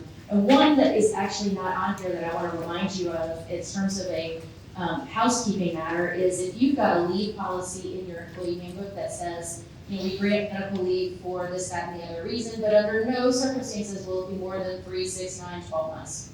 Pick a time. That policy is per se illegal. EEOC will come down hard on you for that because you're not engaging in the interactive process if you say under no circumstances will I give you more than X number of days or weeks leave. And that's true even if it's a year. While I think the year is probably unreasonable, the EEOC doesn't care. If you have that, you're refusing to engage in the interactive process. So like Claire said, we're going to train our employees about all of these different issues, what to say, what not to say. I think I talked a little bit at the beginning about AI. We're going to educate ourselves on that and how it could certainly affect your recruiting and your performance reviews. Go through your job descriptions annually. And when I say that, not just you, get the people who are actually doing the job and find out what they're doing. Does it match the job description? Have they added essential functions that aren't in there? Have they eliminated them because somebody else is doing it? So again, it is your first offense to denying an accommodation. And some of these accommodations we need to deny, we just may not have the right documentation to do it. So justify all your essential functions and look at those job descriptions on a regular basis. And finally, to avoid discrimination lawsuits, we're gonna try to centralize your process, make sure that these requests are funneling through a very small group of people, create guidelines and protocols. And I would encourage you to look at the Job Accommodation Network. JAM is what it's called. I think some of you may have seen it before. And what it does is it's a good starting point. It lists every impairment known to man and possible accommodations. It also tells you how the impairment affects an employee. This affects an employee because their concentration isn't as good or whatever. So it's really helpful for you to educate yourself on what the disability or impairment is and how you can accommodate it. Because sometimes we need out-of-the-box approaches, and JAM is a good resource for that. So I want to put that out there. And I think this last one, I think comes down to it, is treat everybody with dignity and respect. Keep that open communication. And For me, it really does come down to expressing the why. If your employee, think about it, if you don't understand the why for something, you get really frustrated. I'll just tell you, I get frustrated when it says no turn on red. Why? What is it about this intersection I can't turn right on red? If you told me there's a safety issue, I might move past it. But everybody wants to know the why, think about it. And if you can communicate that safely and openly with your employees, I think you'll have a better process and hopefully avoid some of these claims that can come up. So that is the end of my presentation. I appreciate all of your time and attention. I'm around the whole rest of the day. If you have questions, we can certainly talk now, because I think we have a few minutes. But if not, I'm going to get you early to your coffee break, and I get bonus points for that when you review this. So yes. You had mentioned a couple slides ago about not having documentation on something that happened previously. What about the going back and documenting when you realize that you got an issue but didn't document? So I would say do it, but date it appropriately. On this date, this issue came up, realize that this wasn't in the file, and I would also do whatever you can to get an employee signature on that. Even if they say, I disagree, or I refuse to sign, you refuse to sign says you saw it, right? I've got notice to you, so I don't have a problem with it as long as it's accurate when you created the documentation. So, and maybe even identify why. That supervisor left on sick leave, or that supervisor quit or was fired and didn't document it. We're just now realizing I was specifically involved in it. I didn't realize it wasn't documented, so I'm putting it in the file now. Just make sure that it's accurate so it doesn't look like you're creating something for purposes of a defense or a lawsuit. Yes.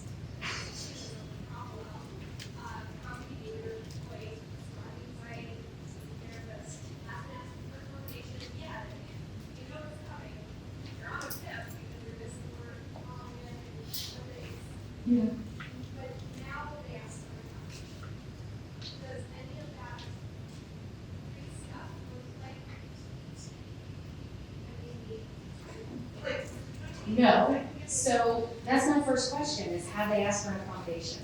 And if they don't, and even if they did, all our employees are expected to follow our reasonable expectations. They still have to follow our policies, they have to meet our goals. You hope that there's some objectivity in the PIP, that it's not just, I don't really like the way you wrote that report, that instead it's like the report wasn't submitted on time or it contains deficiencies. So you absolutely can continue the PIP and the discipline.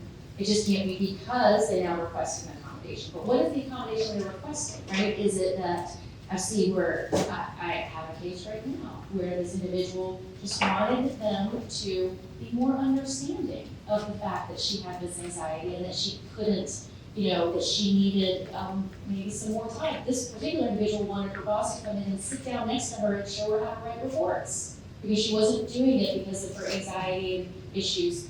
And so that's not a reasonable accommodation. So it is, what is the accommodation they're looking for? You absolutely can continue with the PIP. You're not being mean because, we've written up someone who has anxiety. If they're your reasonable expectations, I would tie the PIP back to the job description as well and provide that justification. But that always happens, right? You've got someone who's on a PIP and then they go, wait, I've got an issue, I need an accommodation. And then you are put in a box, I'm not gonna lie. You're put in a little bit of a box because it could certainly look retaliatory.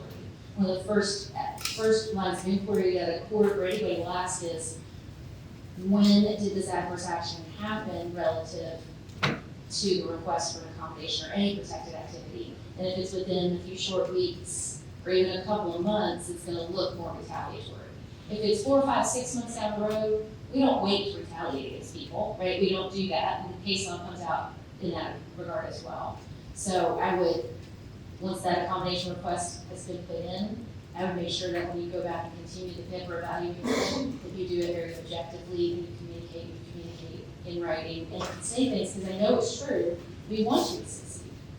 This PIP is not about your failures, it's about your improvement. So use a positive tone as opposed to a negative tone, because that reads better when you've got a third party who's on a jury or a plaintiff's lawyer. If it's a positive tone, this is ways for you to improve. It's in the word PIP, improvement plan, not failure plan. So we want our communications to be framed positively instead of negatively, and that helps too. All right, so it is time for our break, and like I said, we're all around. If you have any questions, feel free to come up. The next session that we have is hot topics in employment law.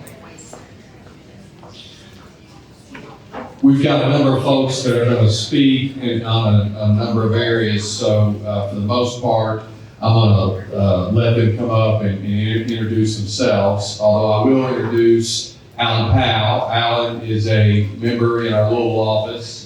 He was unable to make it here today, but has given us the benefit of his time through Zoom. Alan is our specialist in employee benefits and ERISA.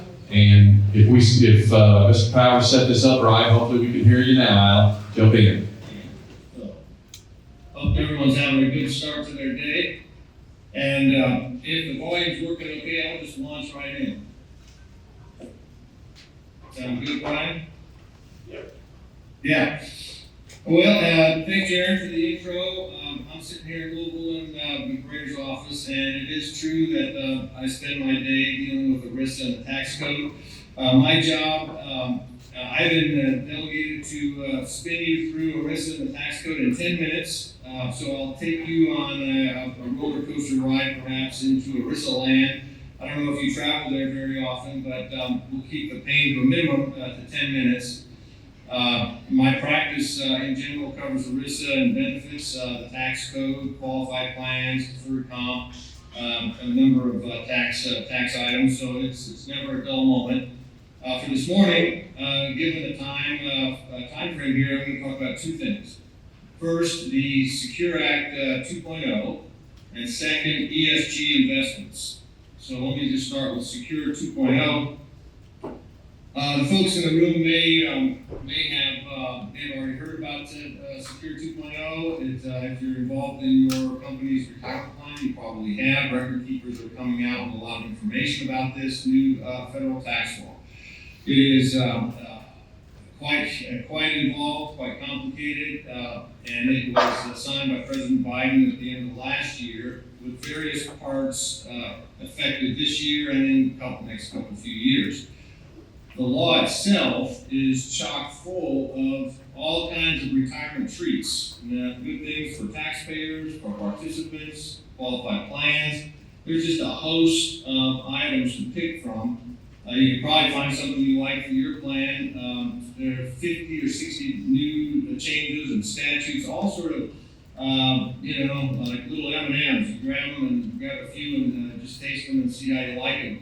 But I'm going to give you a flavor of that by walking through just the statute itself and highlight some of the things that may be of interest to you.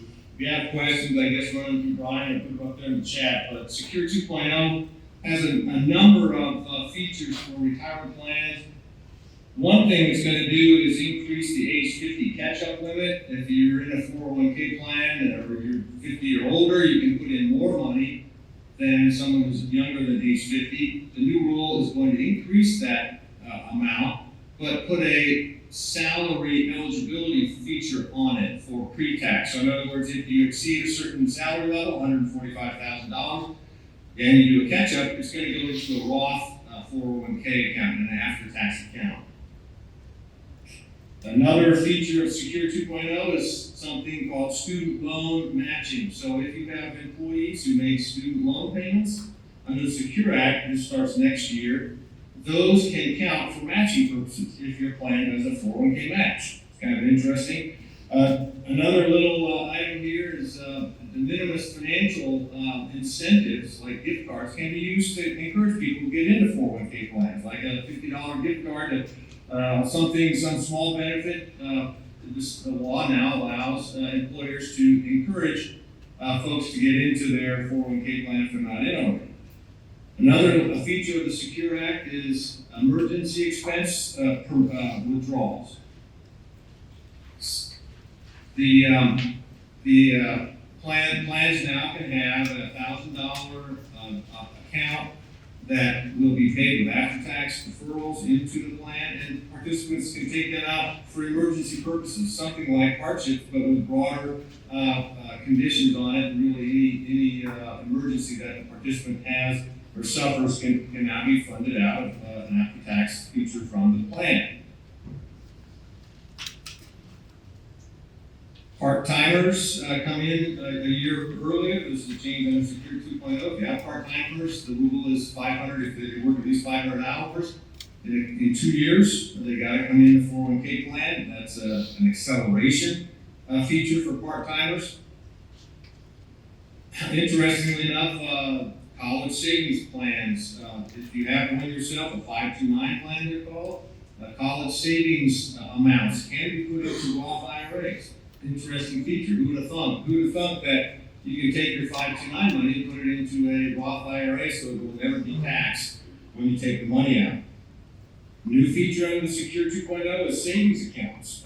This is different from the emergency withdrawal feature, but an after-tax savings feature in the qualified plan. So think about that. Retirement plans have always been there to hang on to money until a person hits retirement or hardship, something like that. Now the law, this takes effect in a year or two, I believe. Now the law allows a plan to have an after-tax savings account up to $2,500.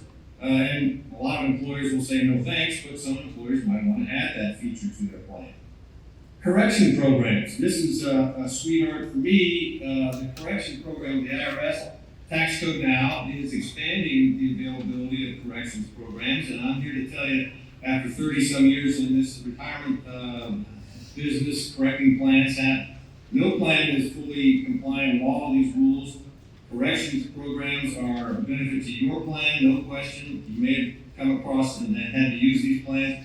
But now it's even more liberalized. Different types of additional types of errors and mistakes can be corrected within a longer time period, even up to a couple of years for correction.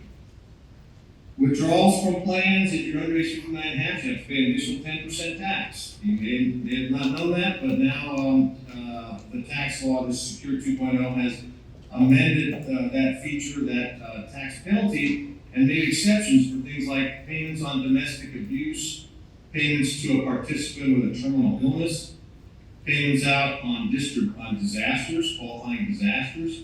So a taxpayer-friendly provision there.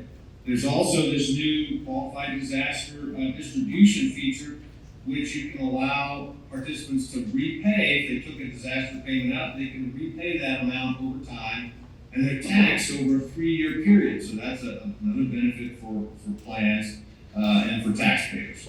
So that's a whirlwind spin through Secure 2.0. There's a lot of other things in there. But that's just to give you a feel. It's like a kitchen sink, all sorts of little pieces that plans can look at. Some are optional, some are mandatory. But certainly there are a lot of issues the IRS will have to address in the next couple of years, providing guidance. Swinging over to ESG investments, I'll just take a minute. I'm sure many in the room have come across ESG investments, environmental, social, and governance funds. Asset managers, investment managers, custodians have been really pushing and marketing heavily to gain assets. Of course, that's what they do, try to gain assets, and ESG funds have been growing exponentially. The question is, can a fiduciary and a 401k plan offer ESG investments for participants? This has turned into a nice legal battle, but let me set up the backdrop for it. ESG investments are, again, environmental, climate change, anti-oil stock sort of funds, social features like alleviation of poverty, issues, governance issues, dealing with diversity on boards of public companies, funds that are directed to companies, invest in those companies that are really motivated, or so they claim, to deal with those issues. The Department of Labor, U.S. Department of Labor, issued a fiduciary rule, a final rule for fiduciaries and 401k plans, basically to offer a safe harbor under this rule. Safe harbor meaning that if you follow these regulations, you are deemed to be prudent under the DOL's guidance. And part of that safe harbor includes a provision that fiduciaries may consider ESG investments.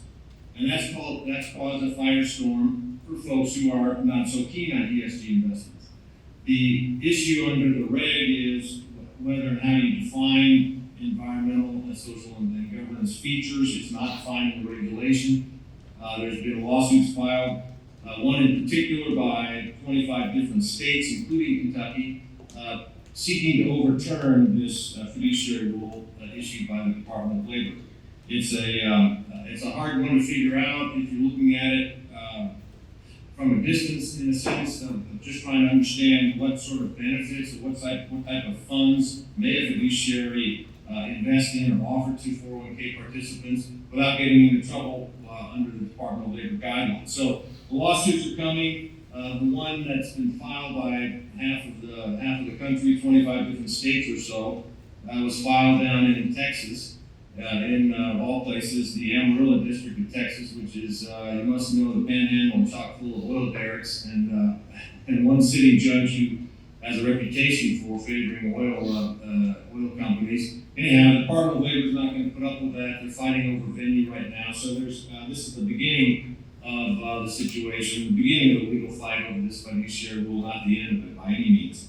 But ESG investments are coming. Participants may be asking about it. I've had plans to ask about what to do, and part of the answer I give them is, well, if you don't have self-directed brokerage accounts in your plan, you might consider doing that and allowing participants, if they want to go out in that direction, to pick their own funds in their own self-directed brokerage account. But anyhow, that's a preview of upcoming attractions, at least on ESG investments. We may get some guidance or lawsuit rulings on that. And that's a 10-minute tour on ERISA land. I hope you all could handle that. And after a break with your coffee and donuts, maybe it wasn't so bad. I don't know. I think my time is up, Ryan, and certainly just scratched the surface on these issues. But I'm happy to, if there are questions afterwards, or run them through Brien, or just call us anytime with issues. If you have issues under your 401k plan, Secure Act, fiduciary, or otherwise. There you go. Do I have any questions for Alan? All right, Alan, pick me up. Sounds good. Thank you all. Have a great day, y'all.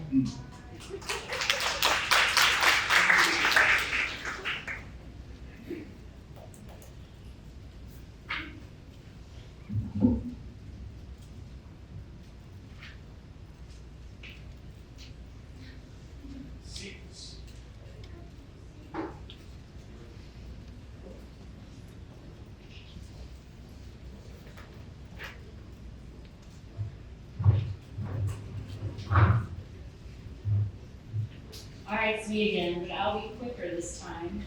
We've got a couple of really interesting topics. This one is a topic that many of you may already be familiar with because back in December of 2022, just a couple of months ago, we've got new federal laws that basically mirror the Kentucky law related to pregnancy and nursing mothers.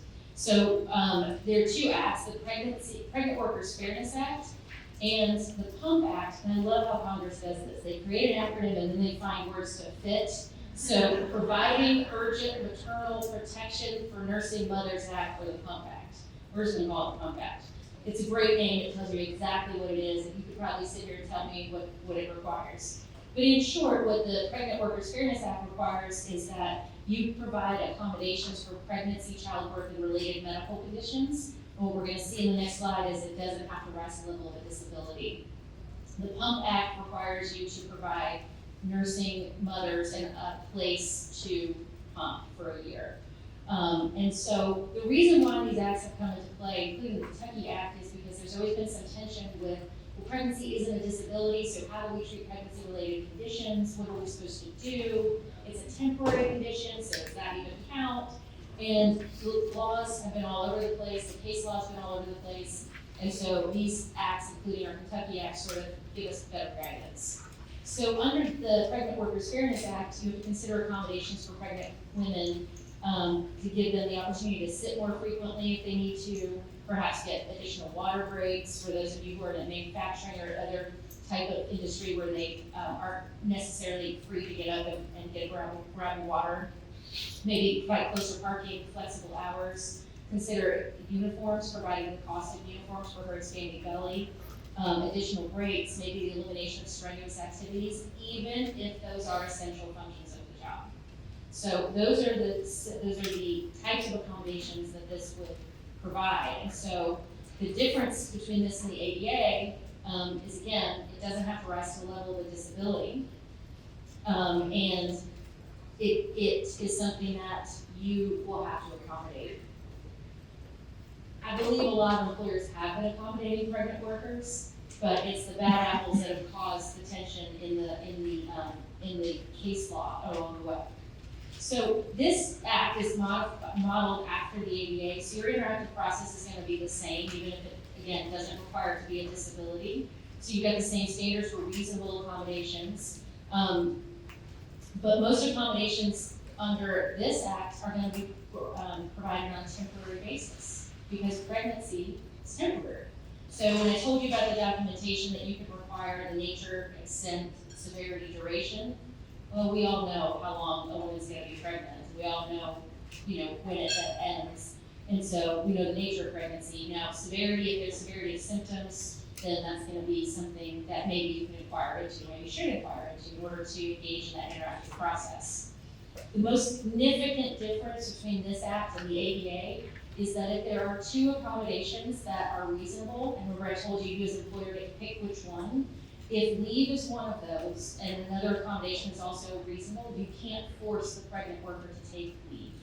And I think that had happened in the past. And this is to keep the pregnant woman working, earning a living. And so you cannot force them to take leave where if it's a straight up ADA request, you can, if that is also reasonable. So this act goes into effect in June of this year, so make sure you update your employee handbooks before then. And again, you're going to have to accommodate even these essential functions, and even though it's only on a temporary basis. So the Pump Act is exactly what you think it is, where you have to provide reasonable breaks for a woman to pump breast milk. They can be unpaid, you don't have to pay for them. You must provide a private non-bathroom space for them to nurse. Check if you don't have a good space in your office itself. Like our building in Louisville has a tenant space that has a nursing room. So you can explore whether the building you're in also has a space. If the woman has an office with a door, that's easy. You can say, here, you can use your office. I would certainly encourage her and you to create a sign or something to not everybody just open the door on her, but it's certainly an option. But you can't make them express milk in the bathroom. And you have to do this for up to 1 year postpartum. I've had questions, well, how long does it take to pump? How long is a reasonable break? And I think, we're just gonna have to do that on a case-by-case basis. If someone is abusing it, I think that's something that you can address. Okay, we've already gone through that. This act, however, goes into effect in April of 2023, so 2 months earlier. So I would go ahead and start updating your employee handbooks now. And if you hadn't heard, a few years ago, 2019, Kentucky was ahead of the curve, and we adopted basically the same law into one that requires you to accommodate pregnant workers. And it has all of the same accommodation issues, maybe extended breaks or additional, time to sit, stand, and it does also have the Pump Act requirements in there about nursing mothers. So it is the same. It has already been in effect since 2019. So if you hadn't updated your handbooks, I would do so. And you can simply title the policy "Pregnant Worker Accommodations" or "Pregnant Worker Protection," something along those lines. And you can include, since the language is virtually identical, they mirror one another. You don't have to reference the Kentucky or the federal. You can simply move forward with just making sure that your pregnant workers understand that they have the right to these accommodations. And we can certainly help you with that language if you need it. So Kentucky is ahead of the curve, which is awesome. And we've had this in place for a while. And this should help clarify for employers that pregnant workers, even if they're not disabled, will be entitled to those accommodations. But I do want to just remind you before I move on, is that if I have an accommodation, let's say I've worked at a job where I'm standing all the time, but because I'm pregnant and I need to sit on occasion because of a pregnancy-related medical condition, you provide me a stool. Let's say I'm a cashier and you provide me a stool. Once I'm not pregnant, I don't get that stool anymore. You can take that stool away. Unless, of course, I have some other disability that's not related to my pregnancy. So it is temporary, and I would make sure that you tell that woman employee that it's temporary when you grant make the accommodation. So that she doesn't think, oh, I'm gonna have a school now, all the rest of you don't get one and I do, or whatever the accommodation may be. Make sure that you put that in writing so that they understand that. Yes, so these laws just simply expand on what we already know, what we've been doing, and simply clarifies what we have been struggling with in the legal profession for some time. So the next session, I think you'll find absolutely engaging and frightening all at the same time. So I will ask Kevin to come up here and talk to you about non-competes.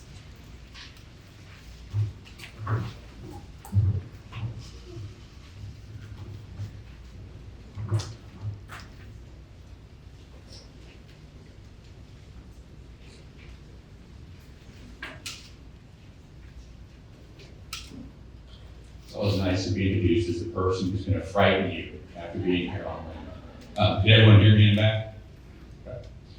Before I start, by a show of hands, how many people here knew that right now in the FTC there is a proposed rule pending that, if passed as currently written, would eliminate practically all non-compete agreements in every industry for every worker throughout the United States?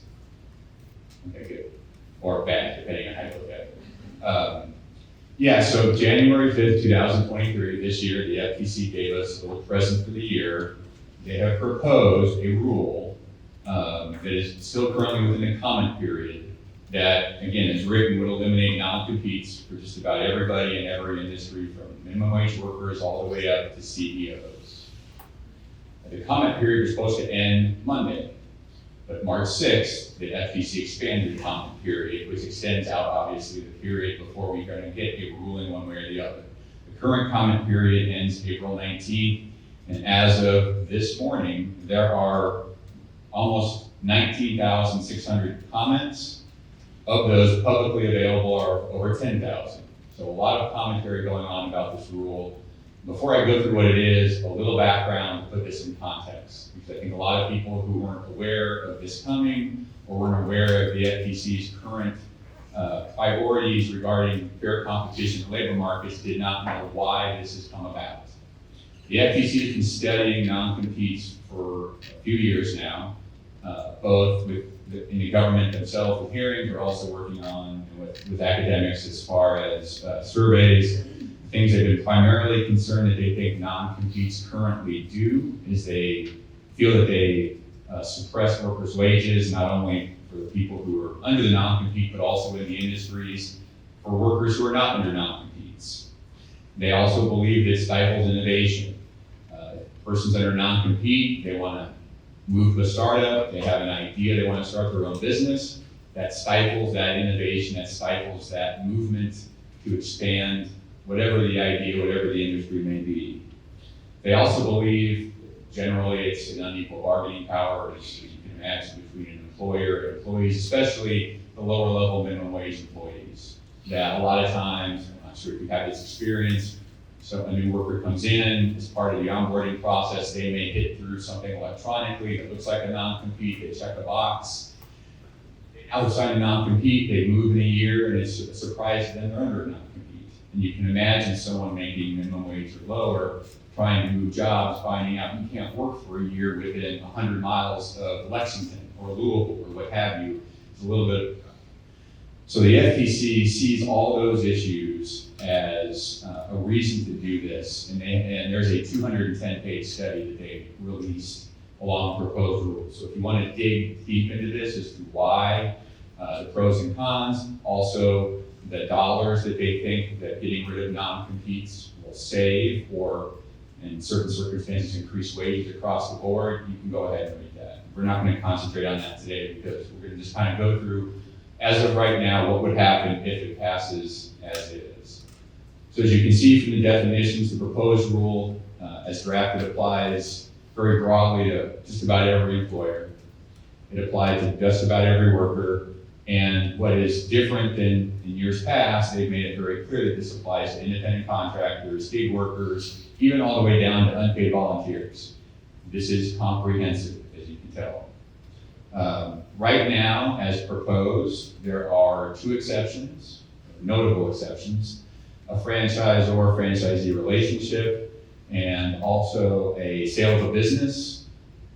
if the person owns at least 25% of the business they're selling. So if you're not at that substantial standard, then a non-compete would not apply to you. So here's the rule. It would be illegal across the United States, and since this is a federal rule, it would trump state law. You could not enter or attempt to enter a non-compete with a worker, whether you put a piece of paper in front of them, whether you have them go through an electronic onboarding process, whether you ask them about a non-compete, all that would be illegal. Another trick, you cannot maintain current non-competes. So if you have workers who have a non-compete, if this rule passes tomorrow, those non-competes are now null and void according to the federal government. It would also apply to a worker who's left you, a former employee who's still under a non-compete obligation. Those non-competes would also be null and void and illegal if this rule passes as written. And then lastly, you can't make any kind of verbal representation or otherwise that a worker is subject to some type of non-compete. Before I get to this slide, I will note that part of the reason the FTC thinks that this is a good thing to do is it recognizes, or is at least telling people it recognizes, there are other ways to enforce these non-compete, or especially regarding confidential information where you have non-solicits or confidentiality agreements wrapped in.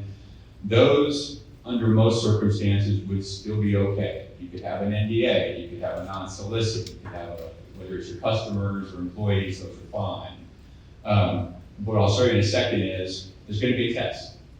If that's challenged, and that non-solicit is considered a de facto non-compete, then that would also be knocked down. So what would you have to do as an employer if the rule passes? You'd have to rescind all your existing non-competes within 180 days of the rule passing. Then you would also have to actively inform everybody who's under that non-compete, whether they're a current employee or a former employee with existing non-compete obligations, that non-compete no longer exists.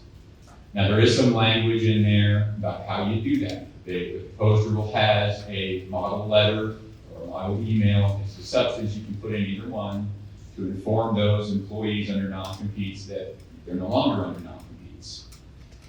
There's also language that would allow employers a safe harbor in the sense of if you have a former employee and you're wondering, how am I ever going to track Susie down or Joe down to try to tell them what I now have to tell them according to this FTC rule, you can use the current contact information on file for that employee. You do not have to hire an investigator. You do not have to have someone in your office doing 100 hours of Google research to track down those people.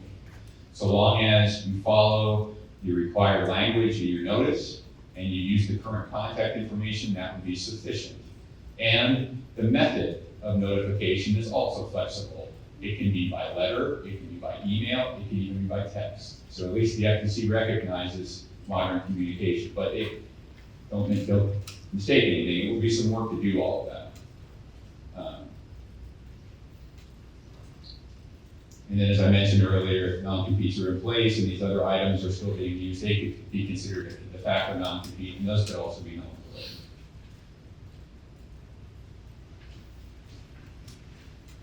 So what's the takeaway? Besides me being the frightening part of your morning, apparently. A couple things. One is keep in mind it's a proposed rule. As you can imagine, there are a lot of groups who are lined up who already oppose this and have made it very public. For example, there is a coalition with the U.S. Chamber of Commerce back at the end of February, submitted a letter. It's public knowledge. You could look at the groups who signed on, which include most of the chambers of commerce here in Kentucky. Commerce Lexington, GLI, the Northern Kentucky Chamber of Commerce, have all come out and said, we oppose this. Okay? So it's not done yet. And given the amount of public comments, there is some chance that the FTC is going to tailor the rule a little bit as far as making this either a categorical ban, which is in some of their research as to what they want, versus a ban where certain workers can have non-competes, your high-level CEOs or someone who has critical information as a worker in the company. It has to be determined. at least as is written now, that's what the FTC wants to do. So, keep track of what happens. As you can imagine, I guess, I'm sure lawyers will be involved, there'll be some lawsuits, there'll be some other legal wrangling. But this is something to be keeping in kind of forefront of your mind going forward as to, do we want to prepare if this happens? Do we want to kind of sit back and see what happens with the non-competes, or what to do? So it will be interesting, but just know this is out there. If you didn't already, if you did, well, let me remind you. So with that, any questions? Or have I frightened you enough for the morning? All right, well, let me turn you over to the next host, who will talk to you about unemployment in Kentucky.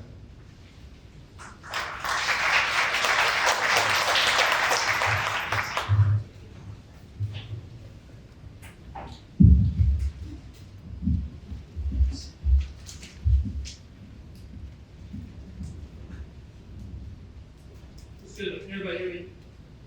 So I'm not as bragging as Kevin, hopefully, and probably not as exciting, but my name is Jason Hall. I'm going to be talking to you guys a little bit about some changes to unemployment that have been put in place in Kentucky over the last couple of years.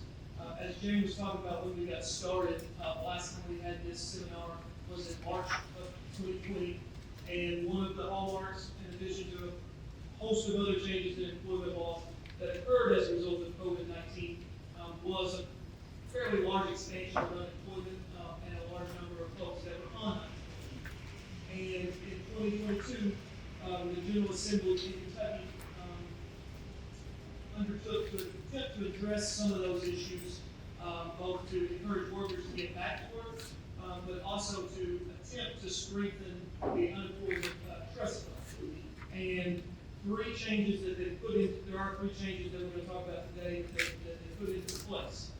And the first one, again, was in 2022, where the General Assembly has altered the statute, revised the unemployment statute to reduce the amount of time that someone can be on unemployment, the maximum amount of time from 26 weeks to 24 weeks. But they also put into place a sliding scale that determines, that makes the statewide unemployment rate, whatever that may be, determine however long someone can stay on unemployment.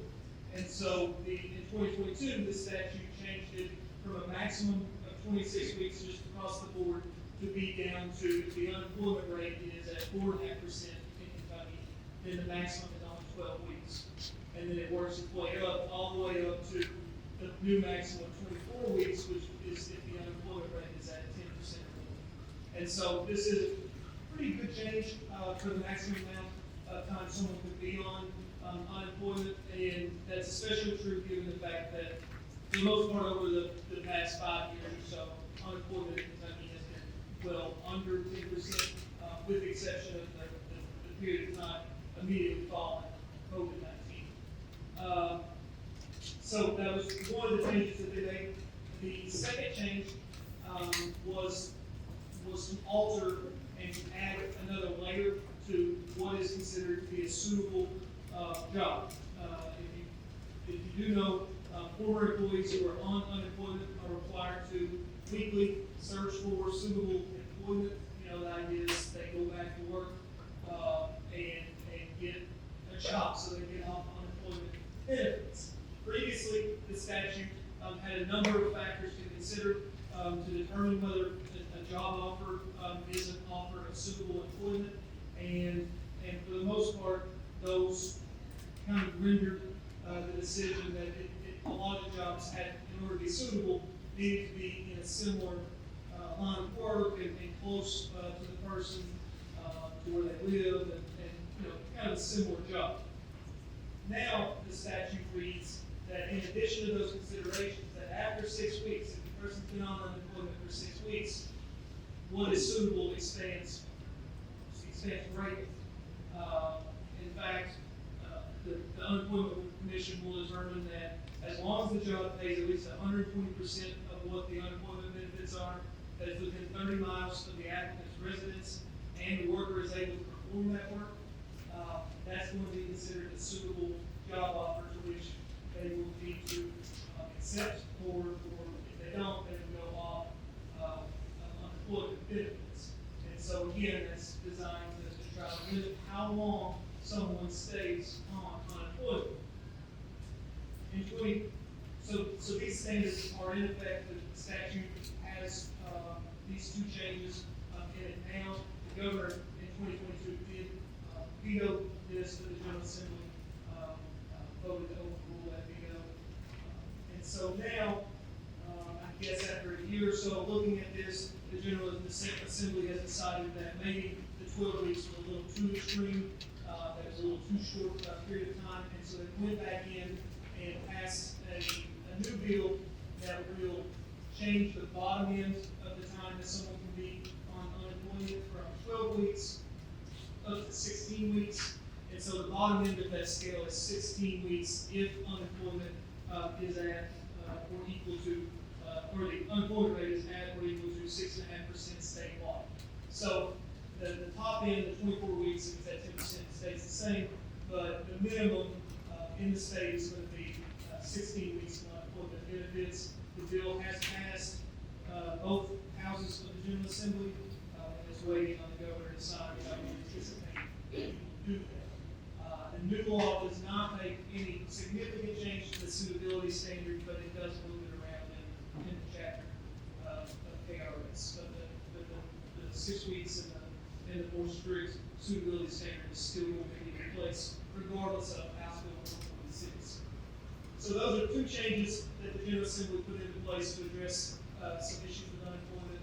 The third one that we're going to talk about is a brand new program that went into effect on January 1st, 2023. And this is the Kentucky's Work Share Program. The statute called it the Shared Work Program. Although it's relatively new, the goal of this statute is to deal with employers who are looking at layoffs, at least 10% of their workforce. And in that situation, they could apply to this work share program where their employees will be paid both by themselves, but then whatever time or hours are reduced, they can pick up unemployment benefits at the same time. So what that's attempting to do is to stop or to at least limit or lessen the amount of layoffs and the impact that layoffs can have statewide.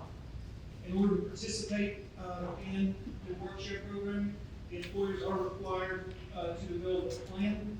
The statutes, as with anything else, have multiple requirements.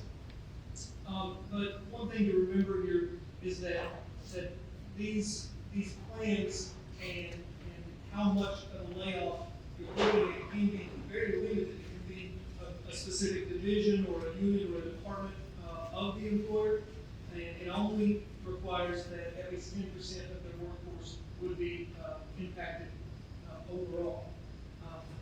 Part of the plan must, if you do want to participate in the work share program, benefits to the workers must continue, retirement benefits, health benefits, fringe benefits of any kind, and the maximum amount of time for a plan is 12 weeks, or 12 months. Obviously, it must be a Kentucky company, and it must have active EIN number in the state. And if this plan, if the board puts in a plan that is approved, then, as I said, the qualifying employees would then receive a check both from unemployment and from their employer, and the check that they would receive from the unemployment would be the amount of time or salary that they've been reduced by times whatever the going rate is for unemployment compensation or at that time. Important to remember here is that any week in which an employee spends on the work share program, that does count against their total for the year for unemployment. So the maximum amount of time is going to be the statutory maximum amount of time for unemployment as a whole. So they will be, it it will be fairly limited as to how long someone can stay on the sport share program. So the takeaways from this for you guys is that unemployment benefits are changing, and chances are they're definitely going to change this year when the governor signs that law, and chances are next year there will be more changes as well. And then obviously important for any employer that's facing layoffs to look at the possibility of participating in the work share program to avoid having to go through that process. So with that, if there's no questions, I'll turn it over to Mr. I do have a question, okay.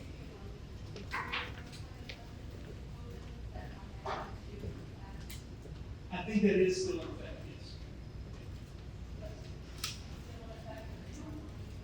I don't think that there's one way to figure it out. I don't think these statutes did change that. Yes.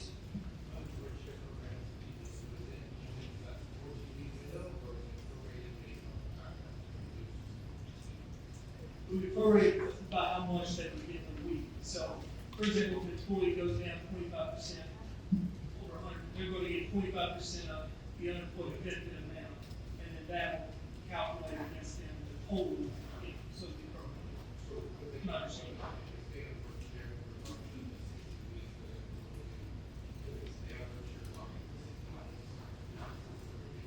I believe so, yeah.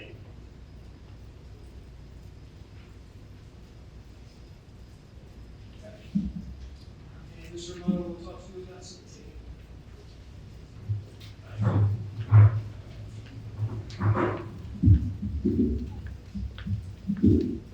Good morning, I'm Steve Amato, and I'm with McBrayer here in Lexington, and I'm going to talk to you, as Jason said, a little bit about tips and tipping policies and tipping law. So this applies to businesses that have restaurants, hotels, bars that have employees who receive gratuities from their customers.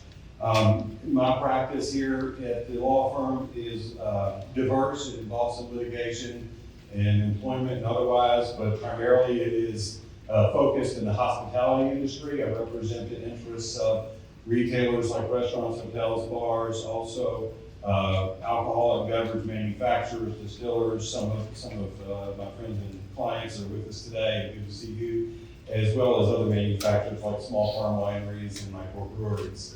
And but what we're talking about today primarily relates to the retail businesses that we represent.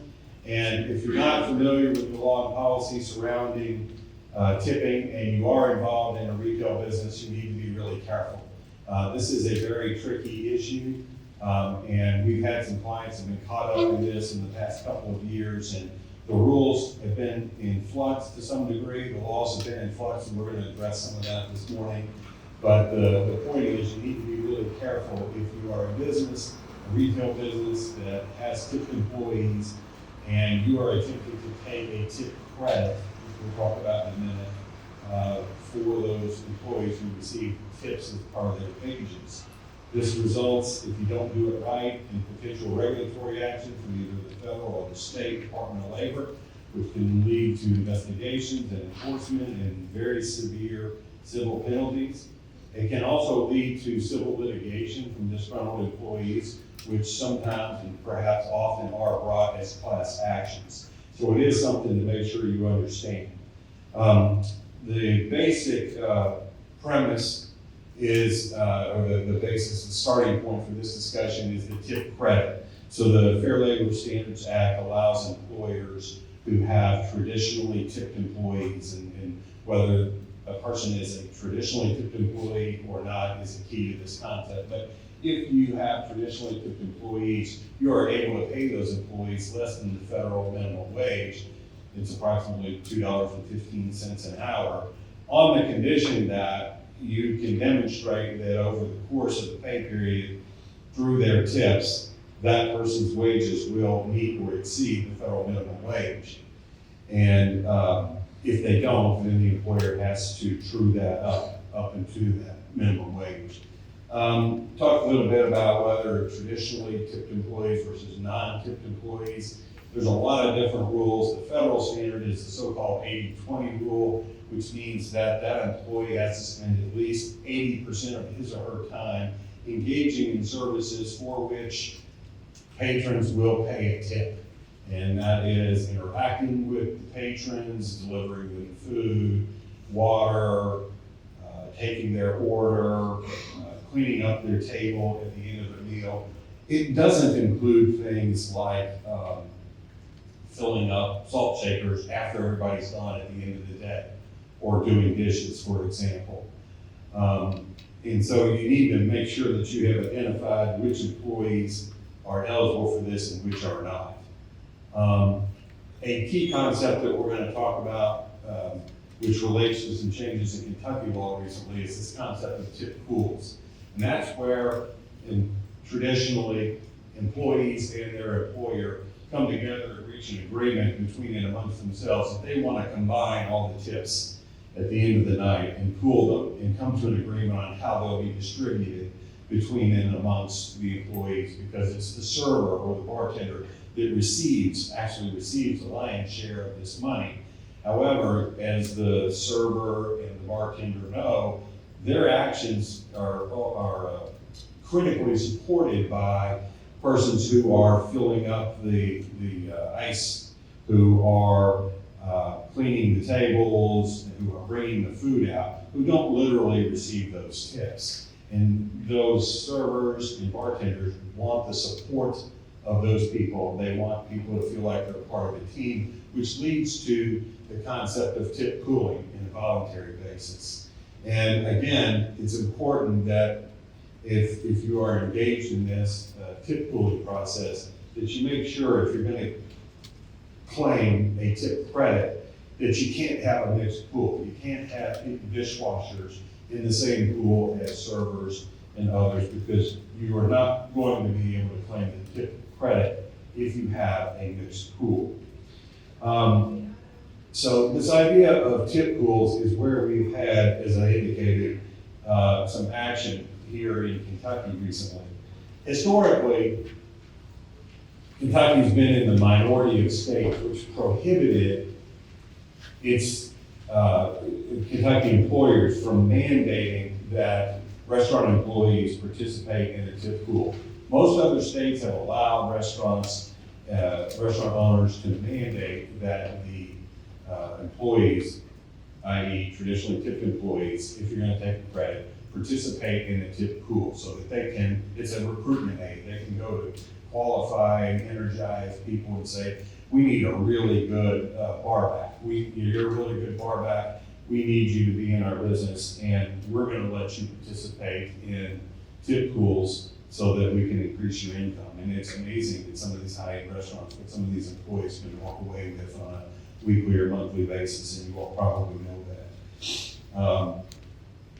Well, Kentucky did not mandate that. I'm sorry, Kentucky prohibited the employer from mandating that. And that became a problem for some of our clients who got into a little bit of regulatory issue and then subsequently some civil litigation, because that employer did not understand that they could not mandate participation in that pool. And so the law, to some degree, with our involvement and our cooperation with the part of our law firm that does government relations in Frankfurt, we brought about a legislative change last year to allow Kentucky employers to mandate tip pooling. And that was seen as a great development. It brought us in line with the majority of states who were able to do that, and was viewed as a boon to businesses that wanted to get into the business of very high-end restaurant service, expensive restaurant service, paying their employees significant wages. So that's been, briefly, that was a great development, and it will be long-term. Bear in mind that just because of that change, you still can't have a mixed pool, and you need to make sure that supervisors, managers, and owners do not participate in the tip pool revenue. That's always been a state and federal prohibition. Again, this all is dependent upon whether or not the employer wants to take the tip credit. Subsequent to the passage of that bill last February, and that bill had an emergency clause, which meant that it went into effect immediately upon the governor's signature, which was early last spring. This was right about this time, a little bit before that of last year. But almost immediately after the passage of that bill, the Kentucky Department of Labor amended its regulation to seemingly in response to that change, and I'm not sure whether the Department of Labor objected to that change or not, but seemingly in response to that change, which allowed mandatory tip pooling, the Department of Labor updated the state regulation that addresses tips generally and flatly banned employers from taking a tip credit where there was a mandatory tip pooling policy. So if you decided to take advantage of this and mandate a tip pooling policy, albeit with eligible, i.e. traditionally tipped employees, you're suddenly no longer allowed to take the tip credit, and you have to pay those employees full minimum wage, which seemed to go against the accommodation that the legislature was attempting to afford these businesses. I am advised that the Kentucky Department of Labor is not enforcing this prohibition, or they're not enforcing the prohibition against tip credit while they are trying to sort out amongst themselves how to address the fact that they've passed a regulation that appears to be inconsistent with the statute. That's anecdotal. I don't know that to be true. Our message to you, if you're involved in this, is if you are mandating tip pooling amongst traditionally tipped employees, pay them federal minimum wage to avoid any possible enforcement action until this is resolved.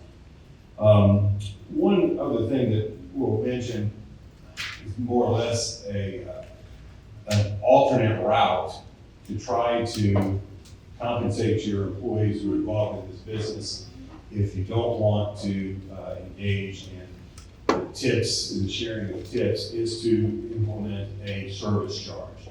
There is fairly recent law from the 11th Circuit that suggests that you can impose a service charge, which is just basically a flat charge attached to every bill, every restaurant bill that your patrons pay. They don't have any discretion whether to pay it. They can't elect who gets that service charge. The patron has nothing to do with it.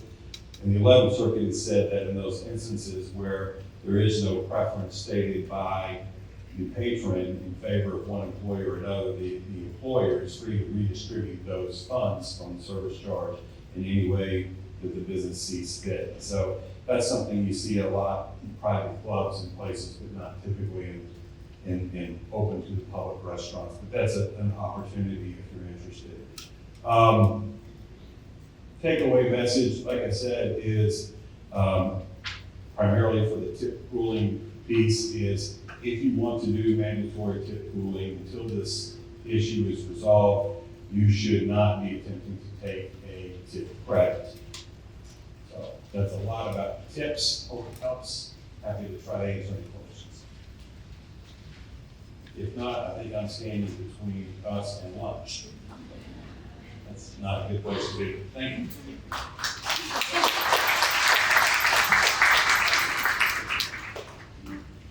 So what we're gonna do with the lunch, it's over here in this front room. We'll take a break here in a second and everybody can grab their lunch and get seated. And we're gonna have a guest speaker who I talked about earlier, Mr. Brien Shoemaker with the EEOC. So we'll give everybody 10 or 15 minutes to use the bathroom, grab lunch and get back. One thing I did want to say is our attorneys have worked with a lot of you folks, and some of this is COVID, some of this is just the fact that you are located all over the state of Kentucky, but we're communicating by email, we're communicating by phone. So as some of you know, we have not had the opportunity to meet you in person. So if you've worked with one of us by email, please take a moment to introduce yourself to Steve or Cindy or whoever, since we have the opportunity to be here in person. And Thank you all for doing that. So we'll take a break now, grab lunches, and get back here shortly. I want to introduce to you all our guest speaker. His name is Brien Shoemaker. He's with the EEOC.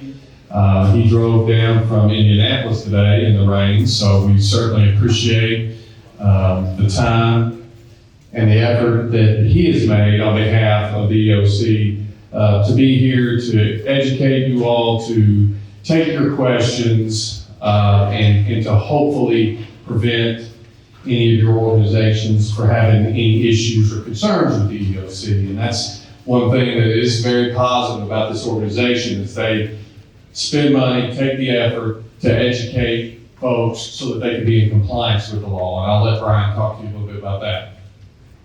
Thank you very much. It's been a while since I've talked to a microphone, so if you can't hear me, please let me know. My name again is Brien Shoemaker. I'm with the Equal Employment Opportunity Commission. I'm the Outreach and Education Coordinator. I've been with the EEOC for about 23 years. So I've been an investigator, probably, you probably deal mostly with investigators if you deal with the EEOC at all. So I've been there. All right, I've been a supervisor for quite a bit of time. And so I might be where you are too. I've dealt with employees, right? I've managed people myself, so I kind of have that perspective. And now I do a lot of the outreach and education. So we're trying to get some education and outreach to companies so that you'll know what to do to be in compliance with federal law. So I think actually the most important thing I'm going to say today is right here. Here's my phone number, and here is my email address. Feel free to call me. Feel free to email me. I have no problems with that. I'm the small business liaison for our district, but I will talk to larger companies as well. And so please, if you have any questions, something comes up, go ahead and give me a call, email me. I'd rather talk to you than after the situation, right? So please let me know. I'm more than happy to talk to you at any time. Let's see, was there anything else I wanted to I know the slides. So I know you don't have the slides. I will get some slides. There were some issues with some of the statistics. The headquarters didn't really want me to give old statistics. So I'm going to get rid of those statistics, and then you'll have the slides that I'm going to talk about today. If you have a question at any time, please let me know, and I'd like to just answer that question as we're talking about it. So don't wait till the end. Just ask that question, and we can have a chat. What we're going to do today is first talk a little bit about who the EEOC is, the Equal Employment Opportunity Commission. Okay, what we do as a federal agency. Some of you may know about us. Okay, great. This is just review for some of you. Some of you may not have really any dealings with the EEOC, and this is all new information. That's fine. So we'll talk a little bit about the EEOC. We'll talk a little bit about some of the charge process. So what happens if you get a charge of discrimination that lands on your desk? Okay, we'll talk about what the process looks like. And then at the very end, we're going to talk about some of the priorities for the EEOC. And I think that's important for employers to know, because if you know what the EEOC is looking at, then you can also tell, okay, so let's look at this in my own organization. Are we making sure we're in compliance with the things that the EEOC thinks are important?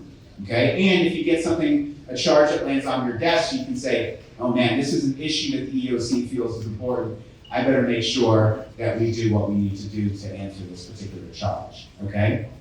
And at the very end, we're going to talk about something I think is kind of unique and important as well, and that's prevention, okay? If you can see here, the EEOC, who is the EEOC? Well, we're a neutral fact-finding agency. We're an enforcement agency. We do more than just enforcement, though, okay? But you probably know some more from enforcement. And we are a neutral fact-finding agency. We're gathering information to see if people are in compliance with federal law. You can see our vision and our mission here. And I really kind of want to press on this mission here, this prevent and remedy unlawful employment action. I think that's important for you as employers to know, because that's the main thing that the EEOC is going to be looking at if we see a violation. How can we prevent this from occurring again in the future, okay? And how can we remedy it now? And so this unlawful employment discrimination, preventing it is going to be a key aspect of what I'm going to talk about at the very end of this presentation, and why it's important from a compliance perspective, okay? So what do we do? Well, like I said, mainly you probably know the EEOC from what we do as far as our enforcement, the investigations that we do. If someone files a complaint against the company, the EEOC investigate that. We have the authority to investigate that complaint, okay? We do that for harassment charges and retaliation charges, any type of discrimination charge, okay? The EEOC is the federal agency that deals with discrimination in the workplace. So most of the time, we're going to be investigating those charges. We do other things too. We try to resolve cases. We do a lot of mediations. So if there's something, there's an issue or a complaint, and there's a way, and I'll talk about it in just a bit, that we can try to resolve the issue before it gets to investigations. Our mediation department takes care of that. So we do a lot of the mediations as well. There's even an opportunity during the process, the investigative process, to resolve the complaint. Okay, so there's many steps and many ways that we can try to resolve complaints before we get to an investigation or before litigation, which is another thing the EEOC does. We do have the authority to litigate charges. So if we feel that a violation has occurred, more likely than not, we feel that discrimination is there, the preponderance of evidence shows that discrimination occurred, then we can take that case, if we wish, to federal court and litigate that case, okay? A few other things that we do, I think, importantly, we do a lot of training, right? We do a lot of training and outreach, but we do other things. We provide guidance for non-attorneys. We provide guidance and opinion letters to the courts and attorneys as well. We do all the EEO1, EEO2, EEO4, EEO3, some of those reports that you might have to fill out and then provide to the EEOC. And again, if you have questions about that, please let me know. I know that can be sometimes a complicated process. Give me a call. I'm more than happy to talk to you about the EEO1 reports, okay? So where we're located, the EEOC, the district that I'm in, the EEOC is a federal agency, so it's all across the United States. The district I'm in is Indianapolis district. The Indianapolis district is all of Indiana, it's all of Michigan, it's half of Ohio, the western half of Ohio, and then it's all of the Commonwealth of Kentucky. Okay, so if there's an issue that's going to be happening in probably your region in Kentucky, you're going to be dealing with the Indianapolis district. Okay. But again, if you have maybe you're a large company and you deal with and you have locations throughout the United States, we can still look at that since we're a federal agency. Okay. So here's where it gets kind of interesting. Here's the basics of the EEOC. What do the EEOC do? Well, we enforce these laws. And I kind of listed them out here for you. Equal Pay Act, Title VII, Age Discrimination and Employment Act, Americans with Disabilities Act, Rehabilitation Act, Genetic Non-Discrimination Act. There's one act, or actually one law that's up here, that's not up here, that we will be enforcing here in a bit. Does anybody know what that is? I know you do because you talked about it just earlier. The Pregnant Employee or the Pregnant Worker Fairness Act, okay? That goes into effect June 27th. Okay, the EEOC is still coming up with, some guidance for that. All right, we have until I think a little bit later in the summer to come up with that guidance, but it's going to be, in effect June 27th. It really has to do with reasonable accommodations. If you need some more information, please let me know. We will be rolling that out, so you will get, hopefully you'll be able to look at our website. You can contact me, and we can talk more about that specific law when it comes out. And please do, like I said, give me a call. If you're just looking at these laws, though, it's really kind of hard to figure out what exactly the EEOC does, right? You might be able to say, okay, well, I see Americans with Disabilities Act up there. It probably has something to do with Americans who have disabilities, right? But what about Title VII? What the heck is that, right? What does that have to do with the EEOC? What's going on there? So I actually think it's easier to think about what the EEOC does if you think about who the EEOC is protecting, okay? Number one, employees, okay? And there's got to be an employee-employer relationship. And so what we're saying is it's unlawful to take an employment action, okay, against an employee because of a protected basis. So if we take all those laws and kind of put them all together and say, who are they protecting all those laws? okay? It is protecting people's race, color, national origin, sex, sexual orientation, gender identity, pregnancy, religion, age 40 and older, disability, genetic information, and retaliation, okay? So that's what we're thinking about. It's illegal to take an employment action, okay, against one of your employees because of their protected status or their protected basis, okay? So keep that in mind. And this is every aspect of employment. So it's not just current employees. It could be job applicants. A job applicant needs a reasonable accommodation to complete the application. Okay, that's disability. Okay, they're not a current employee, but they're an applicant, and so they would be covered under the statutes. Okay, same thing with people who may no longer be employed with you, former employees. All right, and a former employee now, their new company is calling you for a reference, and you say, I don't hire that individual, man. They have this disability and they're always going to be out of work and they're going to be doing this and that. It's going to be a big hassle for you. That could be retaliation, okay? So keep in mind, all aspects of employment are going to be covered under our statutes. So that's something to definitely keep in mind. Well, what are the discriminatory practices? Well, like I said, it's unlawful to take an employment action against an employee or applicant based on their protected status. Harassment is also protected. Okay, so if one of your employees is being harassed because of one of their protected statuses, that's going to fall under our jurisdiction. Retaliation as well. A person complains that they feel that they're being discriminated against or they're being harassed, okay, and the employer takes an action against them because of that complaint. Okay, that's retaliation. That's covered under our statutes as well. And one of the things to keep in mind is sometimes it's not just that individual, but it could be because of their association with. Again, let's say you have a parent who has a child who has a disability, and they're up for promotion, and the company says, let's not hire this individual. We know that because they have that, their child, they're going to be taking them to medical appointments all the time. They're not going to be trustworthy. They're always going to put their child first. They're not going to be here. Their attendance is going to be bad. We're not going to promote that individual. Okay? That individual doesn't have a disability, but their association with somebody is making the employment action. Okay, or causing the employment action. Okay, so those are the types of things that you want to be aware of, and how the statutes might affect your employees. Okay?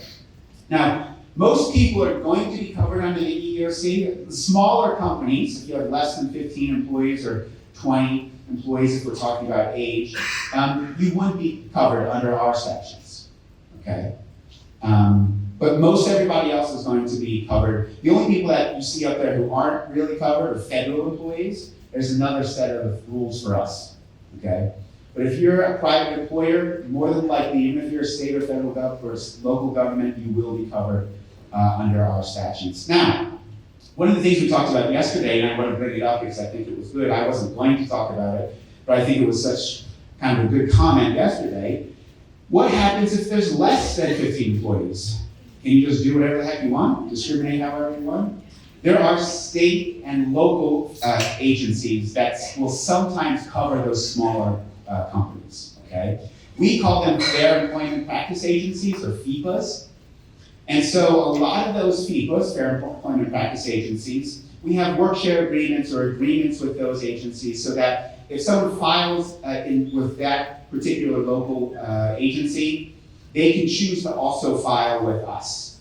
Okay, so you wouldn't get 2 charges, you would just get 1 charge of discrimination. And usually that person's able to choose whether they want the state or local agency to look at it, or the EEOC. They get to decide that. Okay, if it's smaller, like I said, in Kentucky, right, they might be able to deal with smaller companies. In Indiana, they can deal with smaller companies. In Michigan, they can, same with Ohio.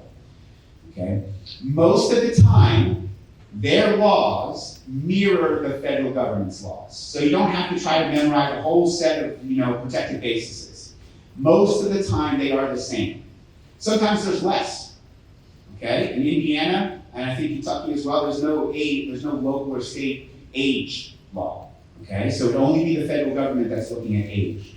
In Michigan, it's more expansive. So with the EEOC, age is 40 and older, those are the individuals who are protected. In Michigan, you can be any age and be protected, okay? So there's sometimes slight differences, but more than likely, the law is going to mirror the federal government's, okay? So keep that in mind. So let's go over the charge process. This, I think, is the most important part because you get a feeling for what happens when you get a charge of discrimination. So the first thing that's going to happen is that individual, the person, your employee, is going to come to the EEOC and they're going to either go online or they're going to call us up, okay? And they're going to make an appointment to have a counseling session with a federal investigator. They'll go through their issue, their complaint, what happened to them. The federal investigator will counsel them, talk to them about the federal laws. And after that counseling session, there'll be a decision that's made. Either the person will file a charge of discrimination, or they might say, well, look, this actually isn't something that's protected, or maybe I don't want to file a charge. They won't file a charge of discrimination, all right? If they file a charge of discrimination, you'll be notified that your employee filed a charge of discrimination against the company. And that's usually going to happen by an email. We're trying to be paperless. The federal government has the Paper Reduction Act. And so we are trying to do everything paperless. So it'll probably end up in a email of one of your HR people, okay? We try to be really good and make sure that it goes to the right person, but sometimes it doesn't. And so, that may happen that maybe one of your supervisors gets it or somebody else in the company. So as long as they know to get it to you, that's going to be very good. All right, so you'll be notified by email. What happens then is that you'll be directed to our portal system. So everything now is going to go through the portal, and that means that you can upload documents to the portal system that can be read by the investigator. If the investigator needs to give you something, or maybe it needs to ask you for some questions, that can all be uploaded to the portal. All right, so all that portal is kind of your area, your location to put documents. So that will all go in the portal system. The one thing I always kind of recommend, though, is it's okay to call your investigator. There's no problem if you see a phone number there to call it. All right, figure out what's going on.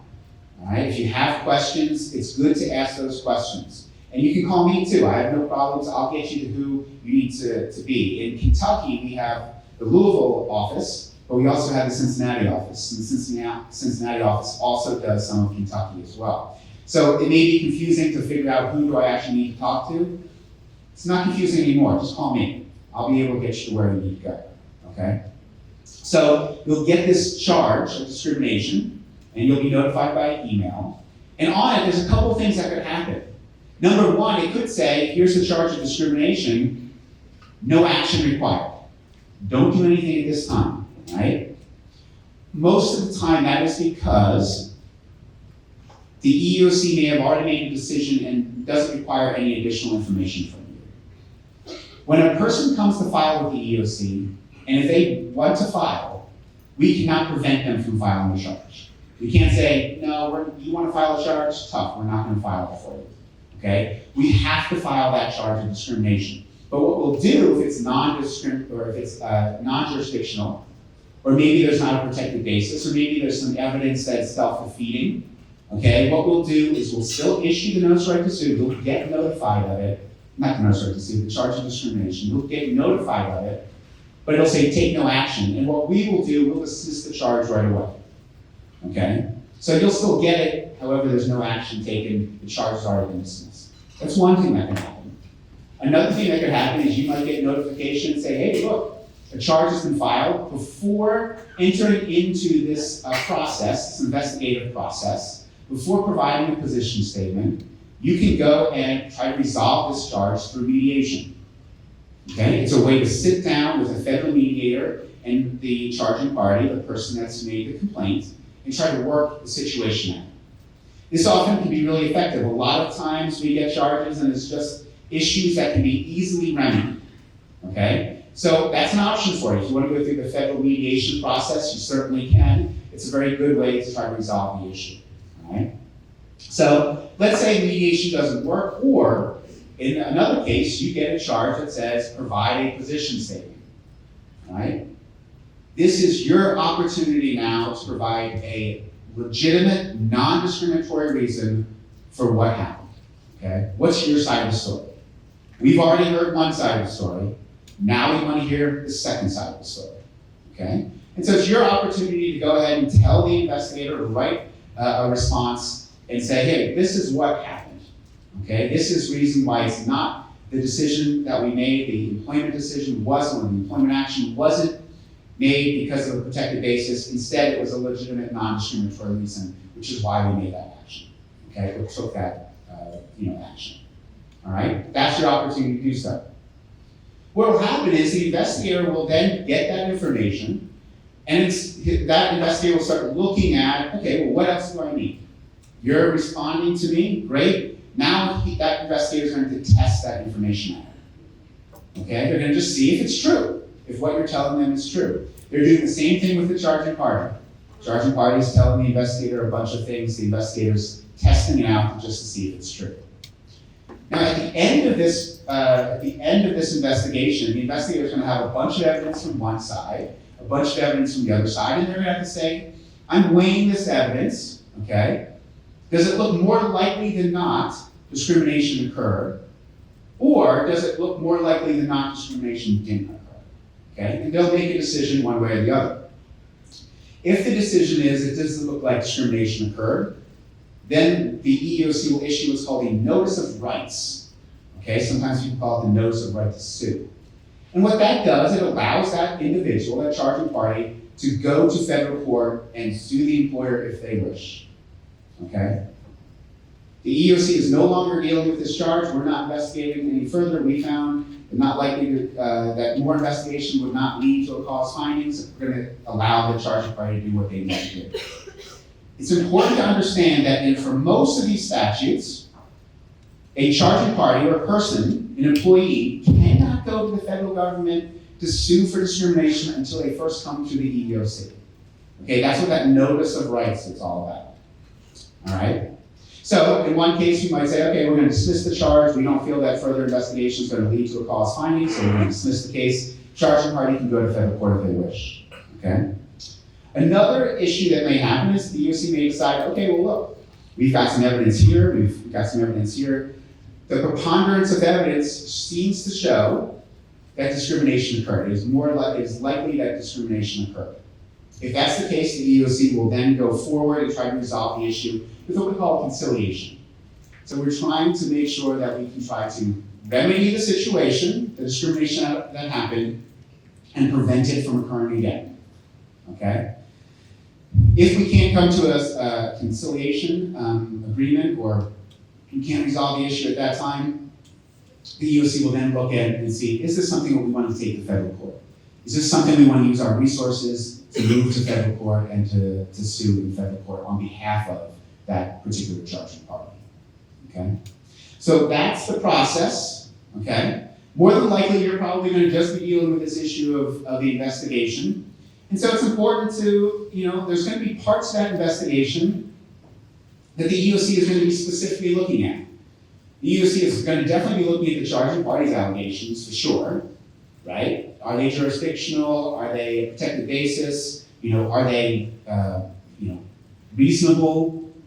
Are they factual? Okay? We're going to be looking at your position statement. The position statement, remember, is your response. It's saying, here's the legitimate, non-discriminatory reason for the actions that took place. Okay? And so the EEOC is going to be looking at that and saying, okay, is it true? Is what the company's telling us true?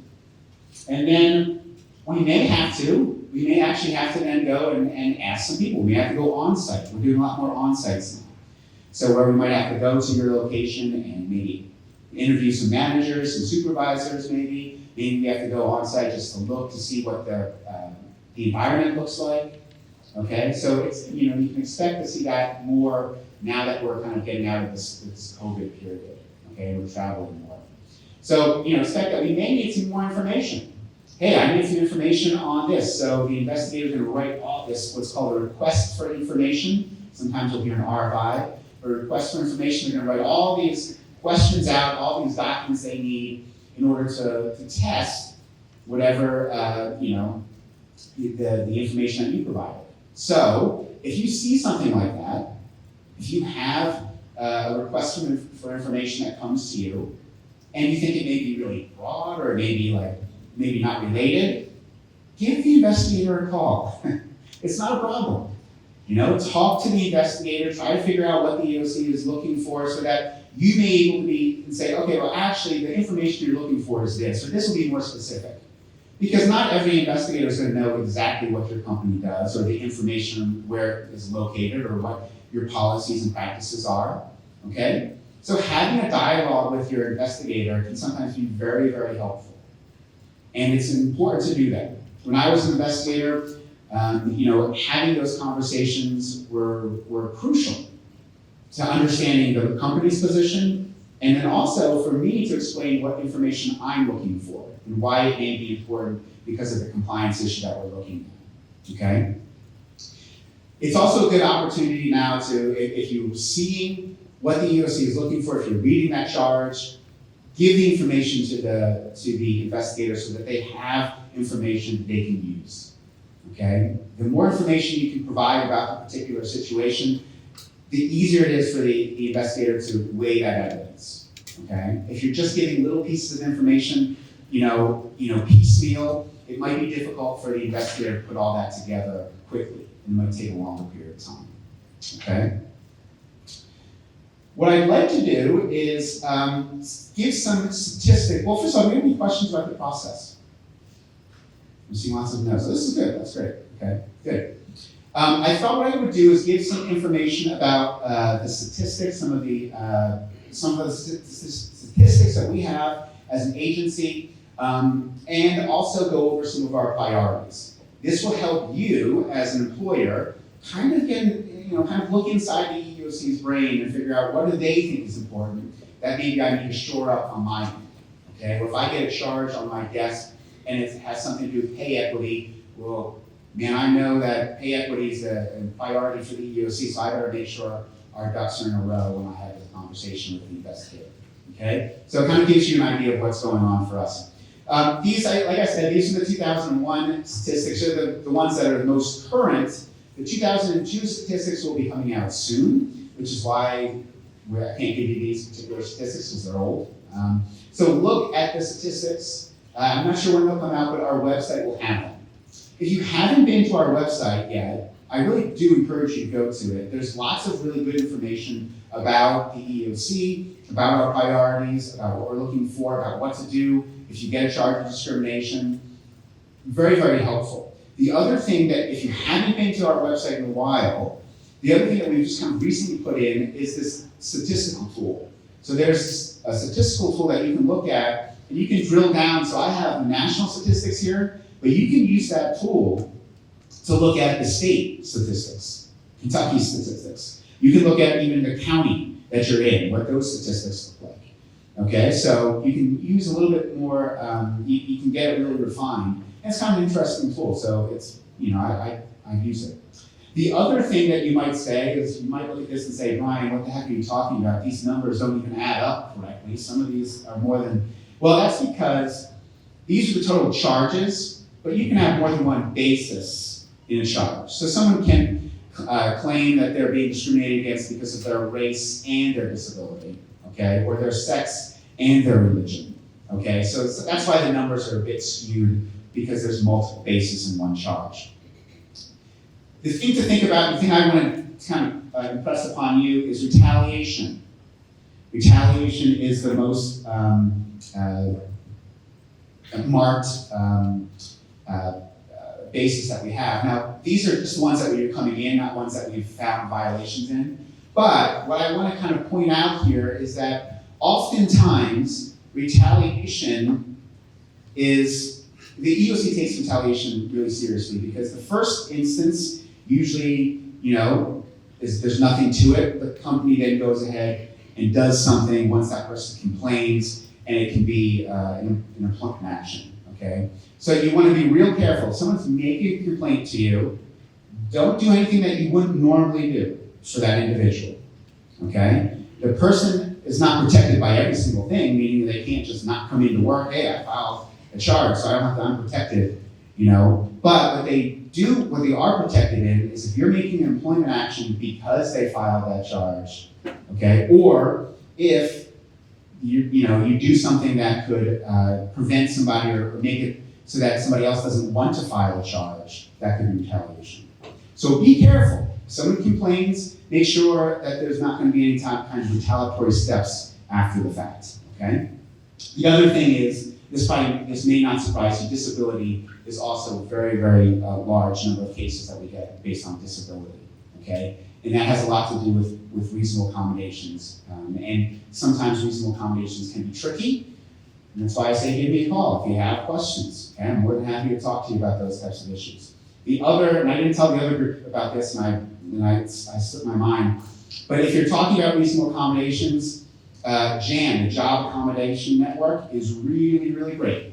So if anything comes up and you're thinking, man, this person's asking for a reasonable accommodation, not sure what to do, Job Accommodation Network is fabulous. They're really, really great. Okay, so what are our priorities? Again, this is important, so if you know what our priorities are, we'll have a little bit of a kind of get inside our head. Pay equity. Pay equity is always going to be one of our priorities, okay?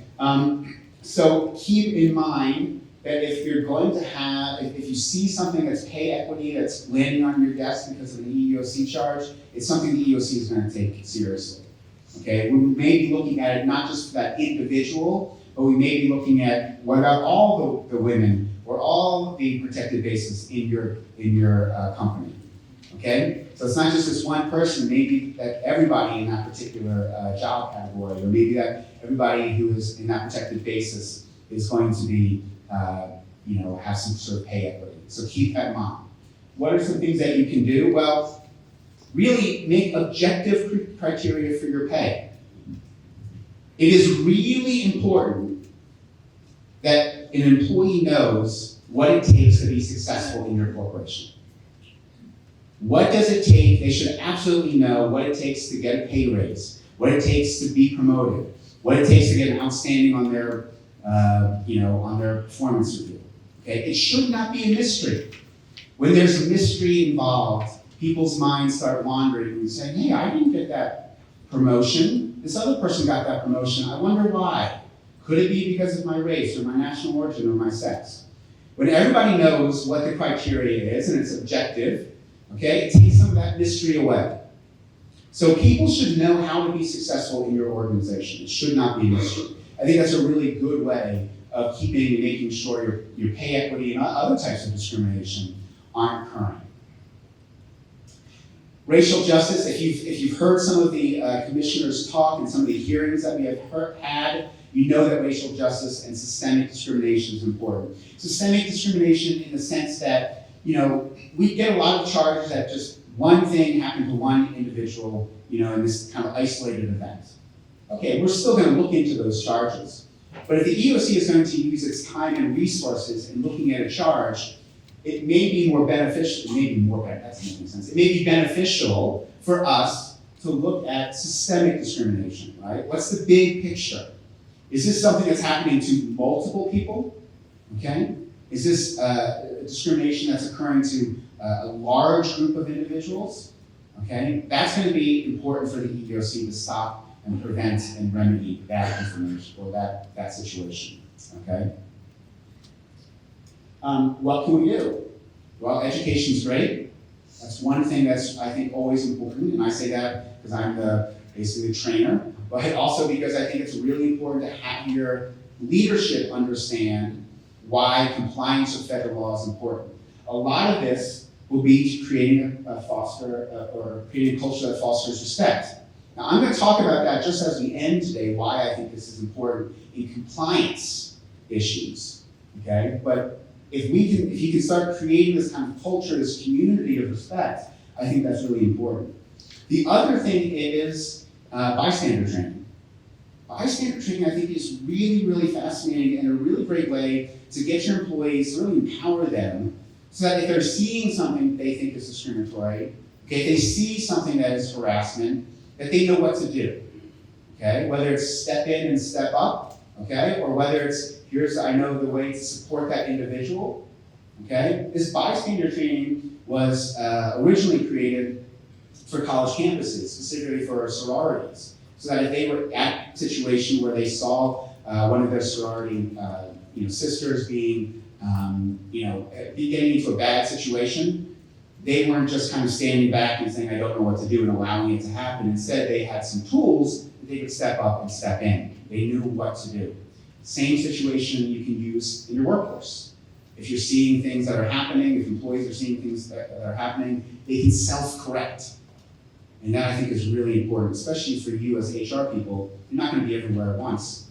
But if you can have a self-correcting workforce, that's really powerful. I want to bring up sexual harassment in the workplace because it is something that the EEOC is focused on. I have a bunch of statistics. Don't get too bogged down in the statistics. Just understand I have them here. Just show you that the EEOC is interested. And primarily, this here, right here, if you look at the charge receipts, this is the amount of charges that we get. In 2018 and 2019, we had a large increase in sexual harassment charge receipts. Anybody have any thoughts on why that may have happened? Me Too movement was just up this time. Okay, so people were a little bit more vocal, and that was coming to the forefront. So we saw an increase. Now, I don't want to get too involved with these receipts here because it has gone down, but this is also the pandemic area where people weren't in person, and so that may be also the cause for it going down. For these, as part of the sexual harassment, sexual harassment receipts as part of all harassment charges, you can see it has gone up from 24 to 27, and then from just all receipts, all charges in general, it went from 7 to 9. So really, these graphs are just here to show you that sexual harassment is something that the EEOC is thinking about, and we have a priority because we see it's increasing in the number of charges that we're getting, okay? And again, here's just some charges filed by women. Most, is probably not unusual, most of the charges, sexual harassment charges were filed by women, 78%. But even if we look at all harassment charges, in general, we can still see that the majority of those charges were filed by women as well. And if we break it down into race, we can see that African American women, or race is going to be most connected with sexual harassment charges. I want to just make sure that you understand that sexual orientation and gender identity are included with sex, okay? So, that includes harassment, it includes retaliation as well. And that comes from Hostock versus Clayton County, okay, it was in 2020, in June of 2020, when the Supreme Court said that, yes, sexual orientation and gender identity are included in Title VII under the statute of sex. Specifically, and these are the court's words, discrimination based on homosexuality or transgender status, in the court's words, necessarily entails discrimination based on sex. The first cannot happen without the second. Okay, so keep that in mind. Remember that. Sexual orientation, gender identity are in fact included. And so just some things to think about when we're talking about gender identity, because I think that's where I get most of my questions, especially the pronoun uses, that you don't have to understand what it means for someone to be non-binary or transgender to respect them, okay? And so if we can create that respectful environment, then we don't have to really worry too much about, understanding that specific individual, okay? The other thing I will say, use the name that the person wants you to use. We all have nicknames, right? And no one gets too upset when someone says, hey, call me just by my nickname, or that's my first name. I don't go by my first name, I go by my second name or my middle name. That's not usually an issue. So if someone has a name that they want you to use that name, okay? That's kind of something that will be beneficial to you. And so I want to get now into why we're talking about these types of issues in the first place, these harassment issues. Why it might be important for us to talk about compliance and prevention in the same kind of breath, all right? We know that this saying, sticks and stones may break your bones, but words can never hurt us, right? We know that's not necessarily true, right? Words have meaning. That's why we use them, right? They convey a message. And so we know that words are powerful. This other picture I have here I can only assume is Aristotle. Google told me it was Aristotle, so that's why I put it up there. So Aristotle, I have Aristotle there because of a study that was done. Has anyone heard, I know some people because they heard me yesterday, has anyone heard of Project Aristotle? The study that was done, Project Aristotle, anybody? Well, good, I'm gonna tell you about it, okay? So Project Aristotle was a study that was done by Google. Google's really interested in teams and how teams work, okay? They want the most effective, most efficient teams possible. Okay, great. So they decided, well, let's try to find out what one trait, characteristic do all really successful teams have. If we can find that trait, we can make sure it's in all of our teams at Google, okay? So they got some researchers from various colleges. I think Stanford was most of them came from Stanford, but they had them then look at and study those teams that they already had in Google. So this researchers started thinking about, well, what do we think, right? And the first thing that they thought they would find for really highly effective teams is leadership, right? If you have a strong leader, you're probably gonna have a really good, efficient, effective team. And they found that that was true. There were some teams that really had effective leaders, and that was helpful. You know, a leader knows the way, shows the way, goes the way, right? And that can be powerful, all right? But they also found that there were some groups that seemed to have no leadership whatsoever and were super successful at whatever they had to do, okay? So back to the drawing board. They then thought of diversity, right? Diversity, there's some good research that says diversity is really impactful when it comes to innovation in groups. So maybe diversity is the issue. So they looked at that and they said, yeah, it does seem that diversity can certainly breed innovation in a group. But there were, again, some groups that looked exactly the same, all the same, and were very effective and very efficient in what they had to do.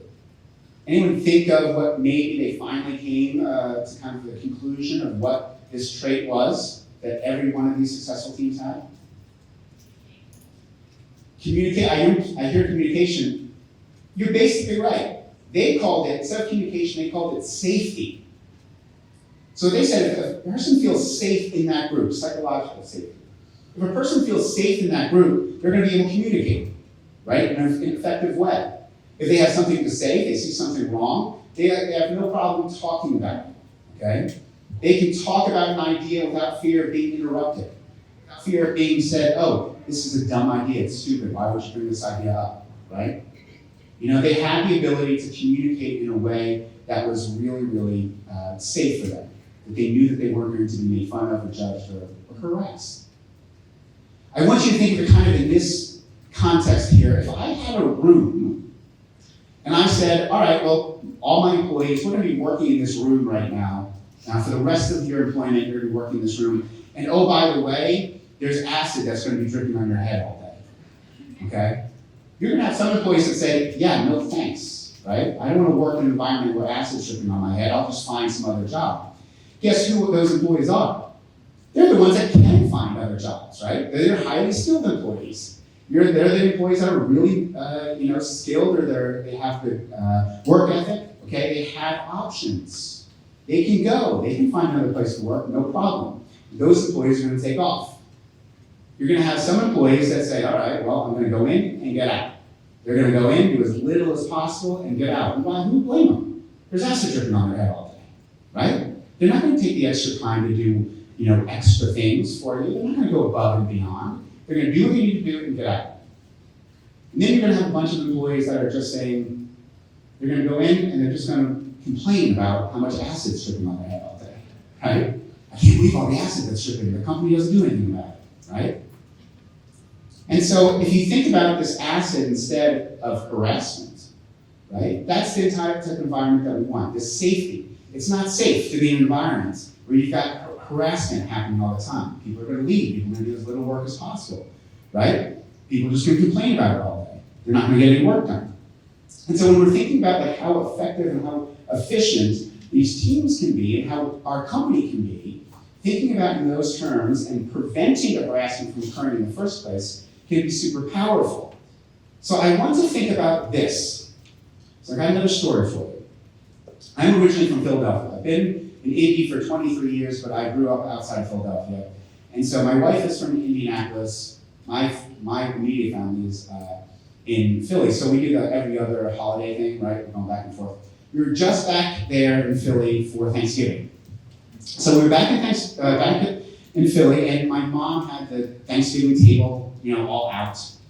And it was the day after Thanksgiving, so we were eating leftovers. And it was just, my mom was on one end of the table, my dad was on the other, and my wife and I were in the middle, and we were eating leftovers for dinner. And about halfway through the conversation, my mom from one end of the table says, would anyone like any potatoes? And so I look down, and I see the potatoes are right in front of me, and I say to myself, yeah, not interested in potatoes, right? I don't actually even like potatoes that much. I had some already, not interested in potatoes, so I say nothing.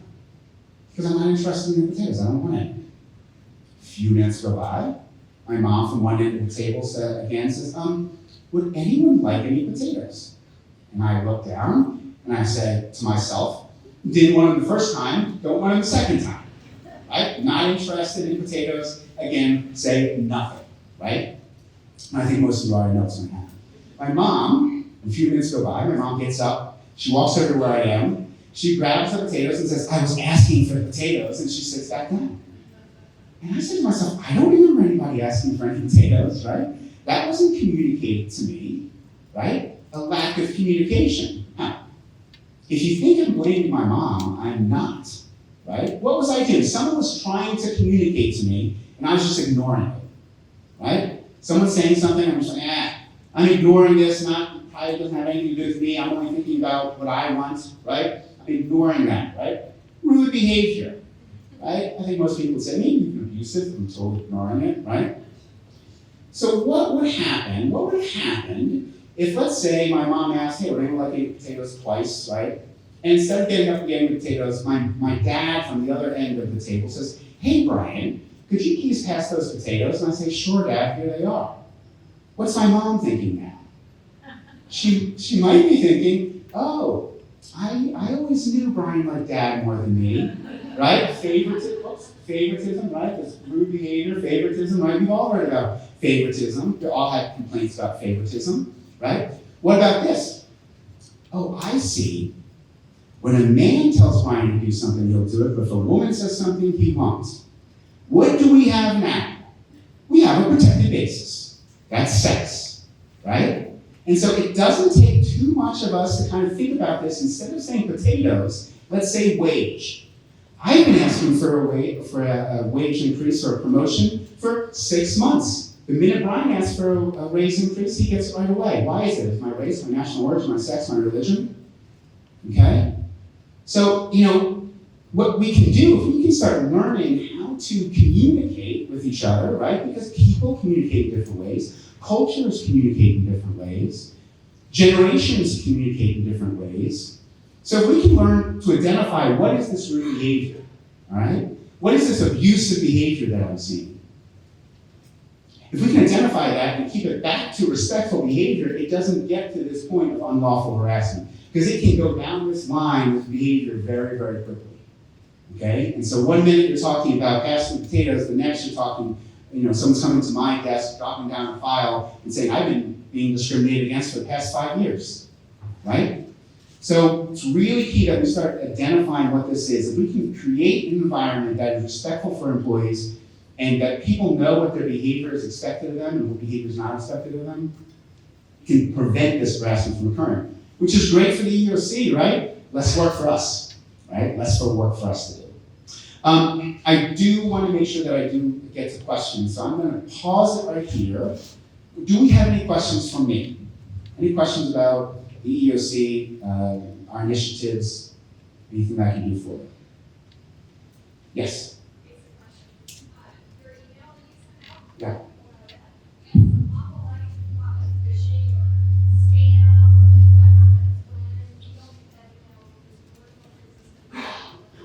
Oh, okay, so I think, that's a good question. So the question is about, what about our filtering systems? That is tough. Now I will get, it's funny you said that, because I just got an email from headquarters today. We're working on our filtering system. And so I get emails that say, well, this email has been quarantined. They give me a list of all the quarantined emails. I go through those and see if I can find any that are that are ones I need to respond to. So I try to really do well in that. If I don't respond to you in a couple days and you've sent me an email, give me a call.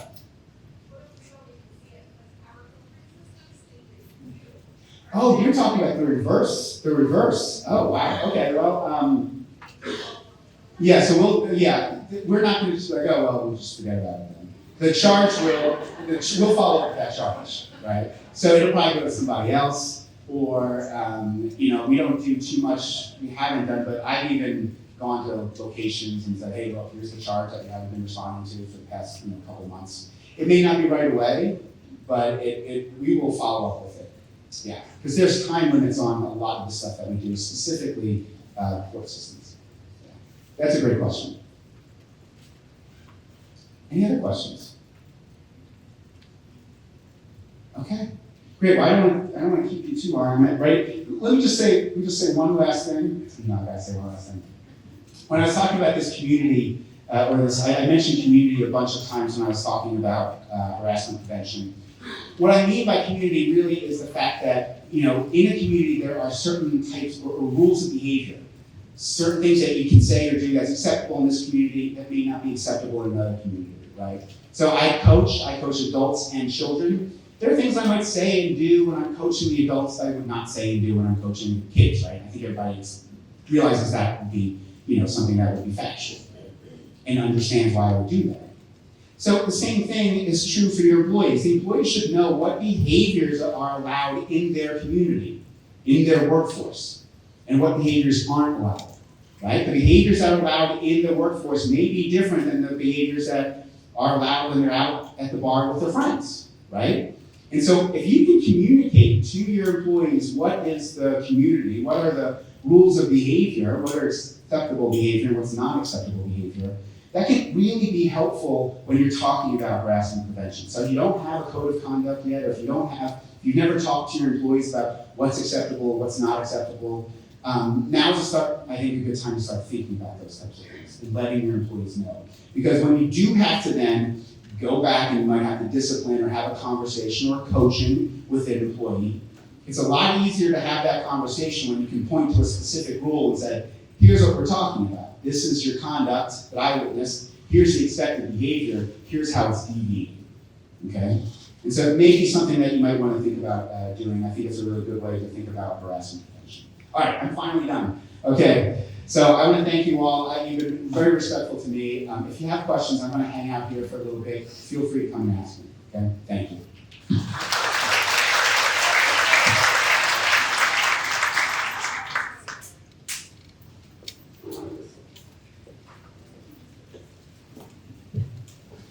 Thank you, Brien. That brings us to a conclusion today. I did want to let you all know that Brien has informed me that Bluegrass SHRM has approved this for 4 hours of credit.